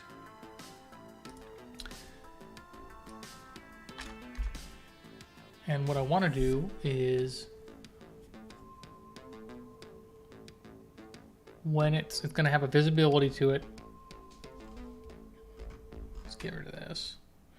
It's going to have visibility to it. It's going to toggle its visibility on and off based on what you got selected and some state in the menu itself. I've got this current selected perk, and that's what I'm going to use to change the state of the tooltip. Perk tooltip.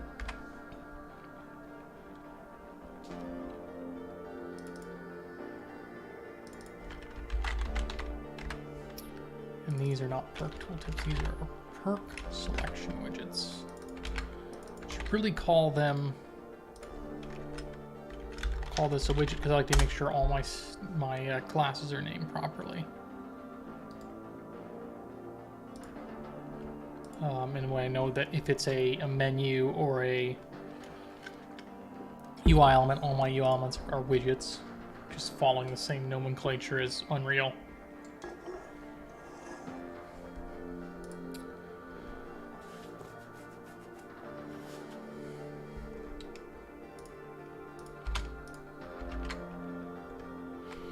I mean, these really should be considered buttons because they're really, that's what they are, they're buttons. I won't read them right now.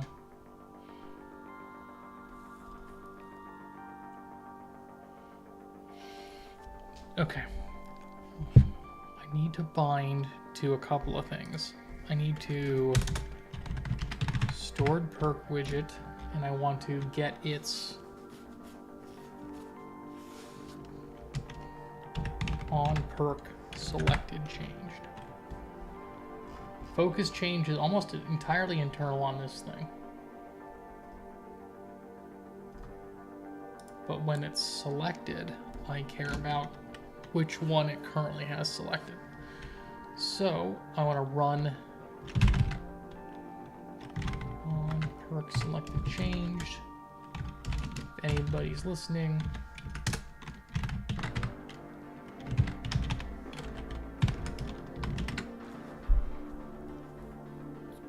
bet I changed the signature of this thing.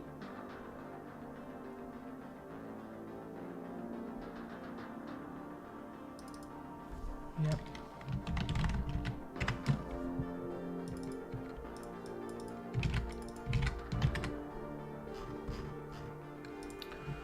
Okay. On perk selected changed.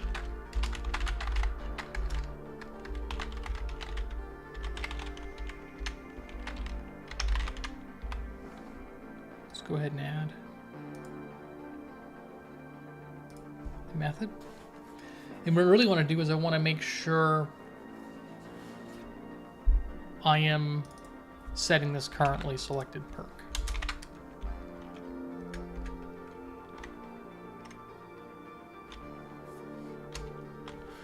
Now the real question is, should I abstract the data to grab just the perk, or should I grab the widget? Because really all I care about is the actual perk, because I'm going to repopulate my tooltip widget with the real perk. Oh, let's change that.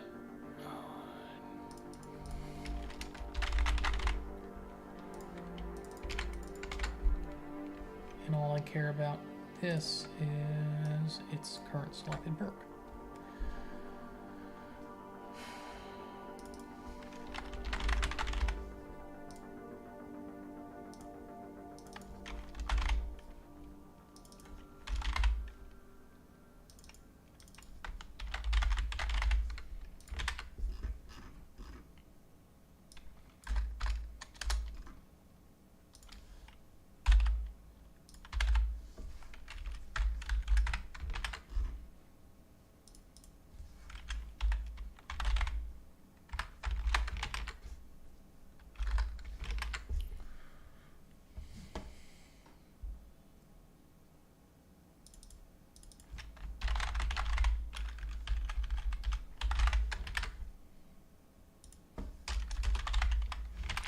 And I'm going to find the tooltip,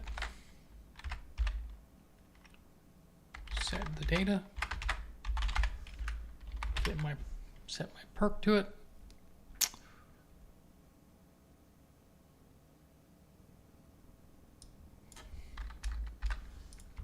And that way I'll have an update to this.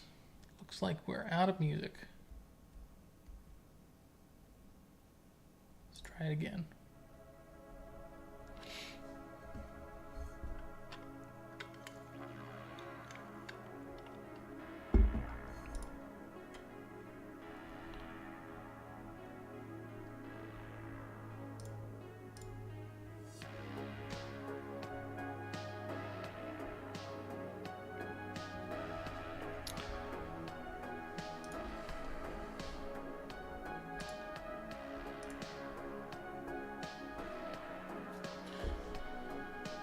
Okay, we've got our selected perk. We can set the data to the tooltip. Eventually we'll end up doing both these things, and then I want to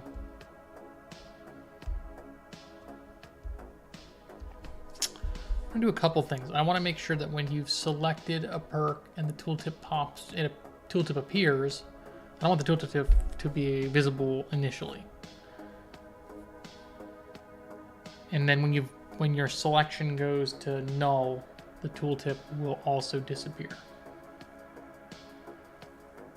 But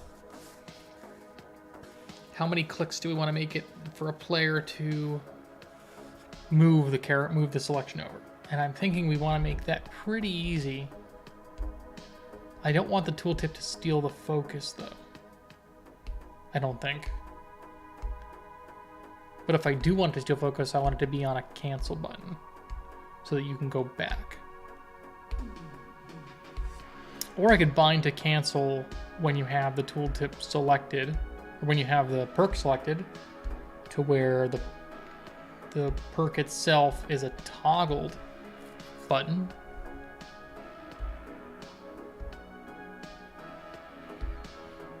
Now let me try that. Let's see. We've got I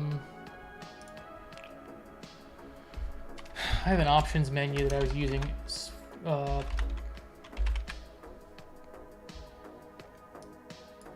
was doing some stuff with earlier that manually grabbed input action just pressed, and that's because I've got, let me show actually this off. This is kind of interesting. A little while ago I built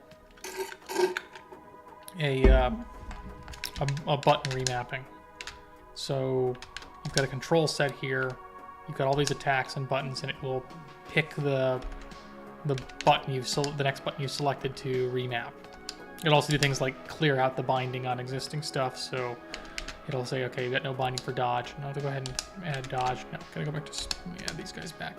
So this also manually listens for cancel, because I didn't want to use, because a lot of the waiting for input stuff was overriding the action just pressed and some of the standard input events on unhandled input. So I didn't want to go through that direction, so I handle it manually. And you know, that's fine. Especially if it's for just a single menu like that. So maybe I will handle... I'll handle this input and wait for the cancel event from the input action, and then use that as my way to back out of the tooltip once a thing has been selected.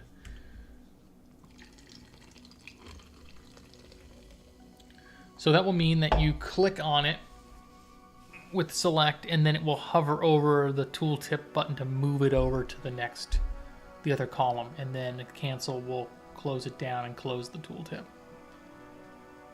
Yeah, that sounds good. That sounds pretty good.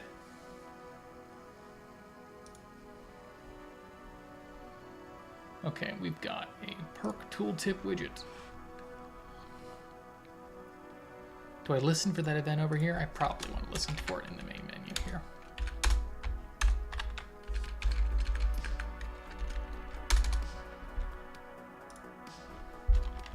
Tooltip control. I'll hide this guy. We'll do a show.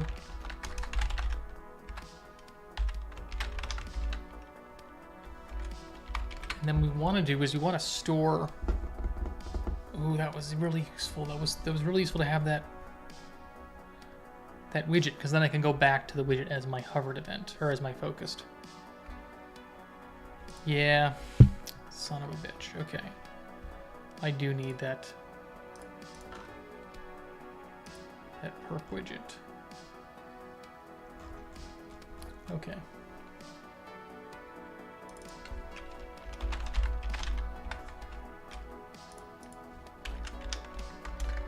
So I want to be able to hold on to it and then return the focus to it once the tooltip is closed.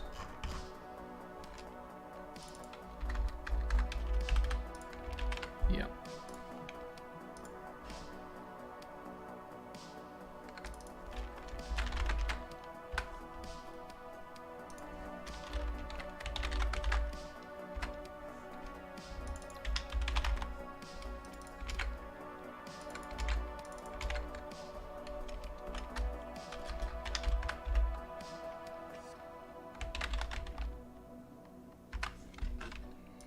Really don't need to do that.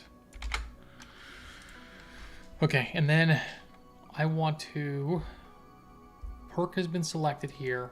I want to have the tooltip button and tooltip control dot.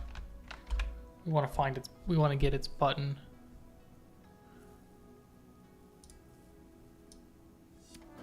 I probably want to call it in a little more abstract of a way, like where set data is, because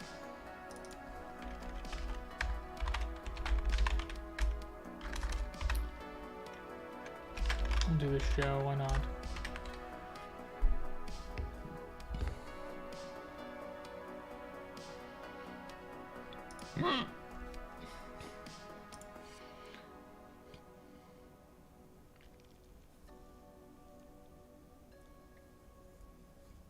So I've got that, and then on the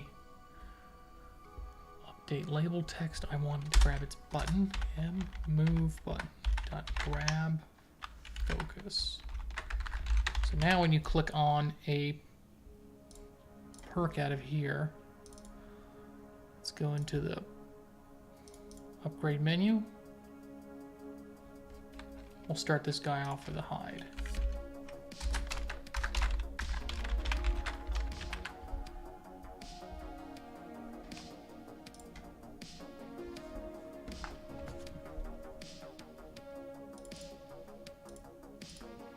Come on.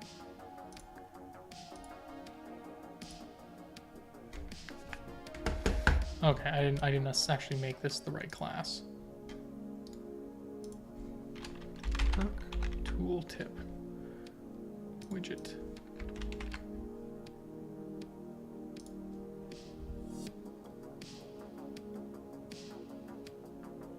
All right, so I've got, click on him. The node not found. Okay, because I did not set this tooltip up properly.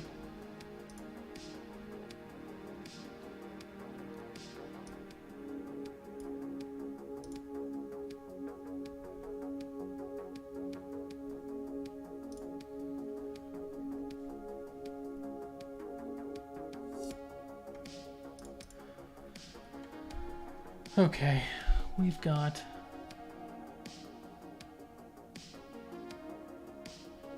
perk tooltip widget 37, which means we have not. Move button is clearly not correct. Should just be called move button. And these should be called text container. Those work.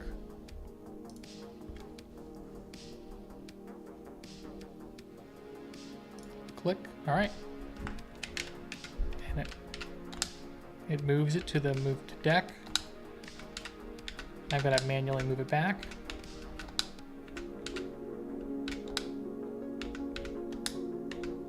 Great. And then it, on a lose focus, I want to track my last widget and move my focus back to it.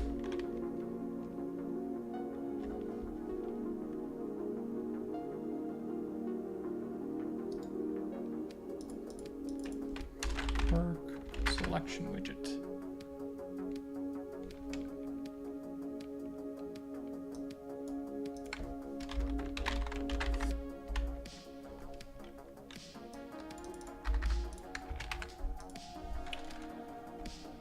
Okay.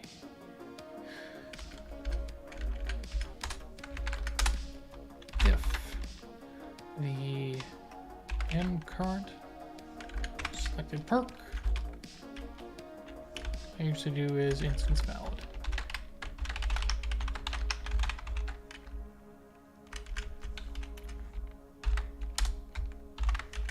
Then we're going to go ahead and grab focus from it. And then we want to current selected perk null. So he's no longer going to be selected. He is just going to be a normal everyday perk. Okay, I've set the data. What I want to do is I want to grab the first element on the stored perks widget after set data. Perk list widget. The quickest way to do this is to just make this public. Just temporarily.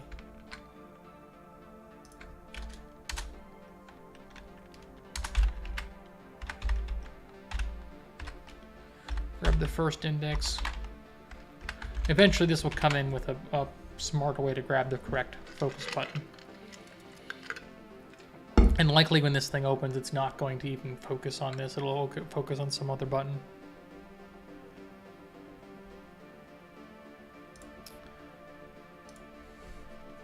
As I expect, there's going to be counters on the top of each one of these to tell you how many cards are in each deck and variations of things like that. Okay, so I go in, it moves me over, back will send me back to the current selected perk. What I do want to do is I want to make sure this tooltip you can't leave focus out of the tooltip just by pressing the buttons. because I want to be able to use this to move with a single arrow key to go back and forth too. You don't need to press the button, but the idea is 2 clicks or 1 click and a move either way. So back towards the deck, we'll move it towards that deck, and we'll just close the 2 out. And I can do that with unhandled input as well. But to start with, I'll make this thing. There's a way to make sure this thing can't get focus. I don't know if this means it'll lose focus if I assign it focus, or if it can lose focus. Let's see.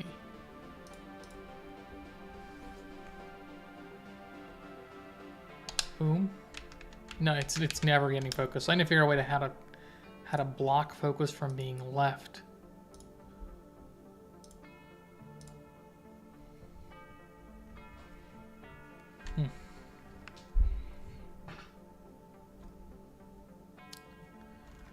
Because you'd think these focus flags would allow me to never leave. I mean, what I used to do on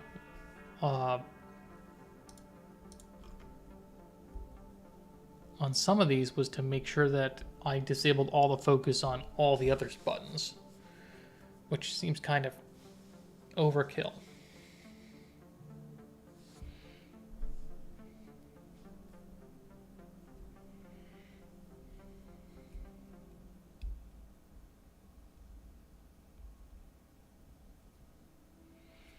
I like this new button group. What is that? That seems pretty interesting. Godot button group. Description of a button group. Okay, so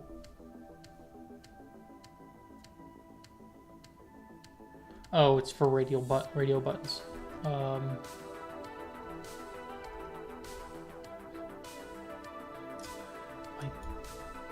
Let's see. I want to see if how to prevent a button from losing focus. Godot.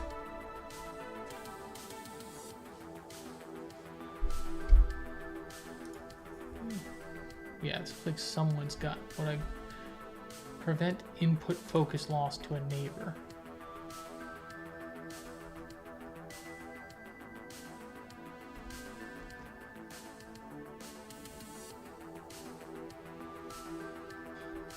Oh, yeah, so you can set the control's focus to itself on all its neighbors, and that will do it.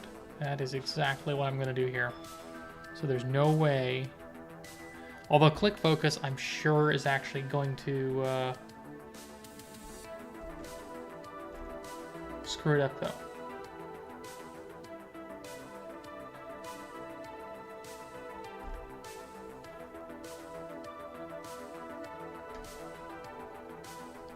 Yeah, I'm guessing that will cause a problem. I don't think I can copy that. That's annoying.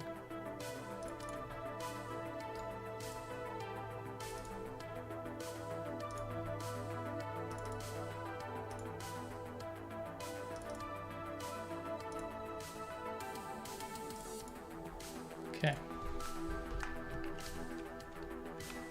So it does look like I'll have to do something with the other buttons to disable them from mouse clicks. Because even though this one can't leave, I'm guessing I can do it to others. Yeah.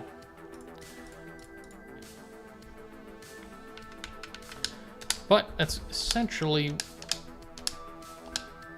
what I'm looking for.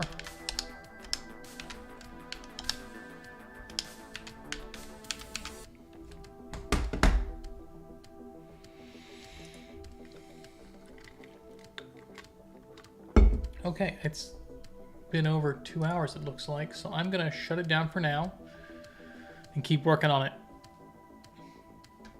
All right, guys, I'll see you next time.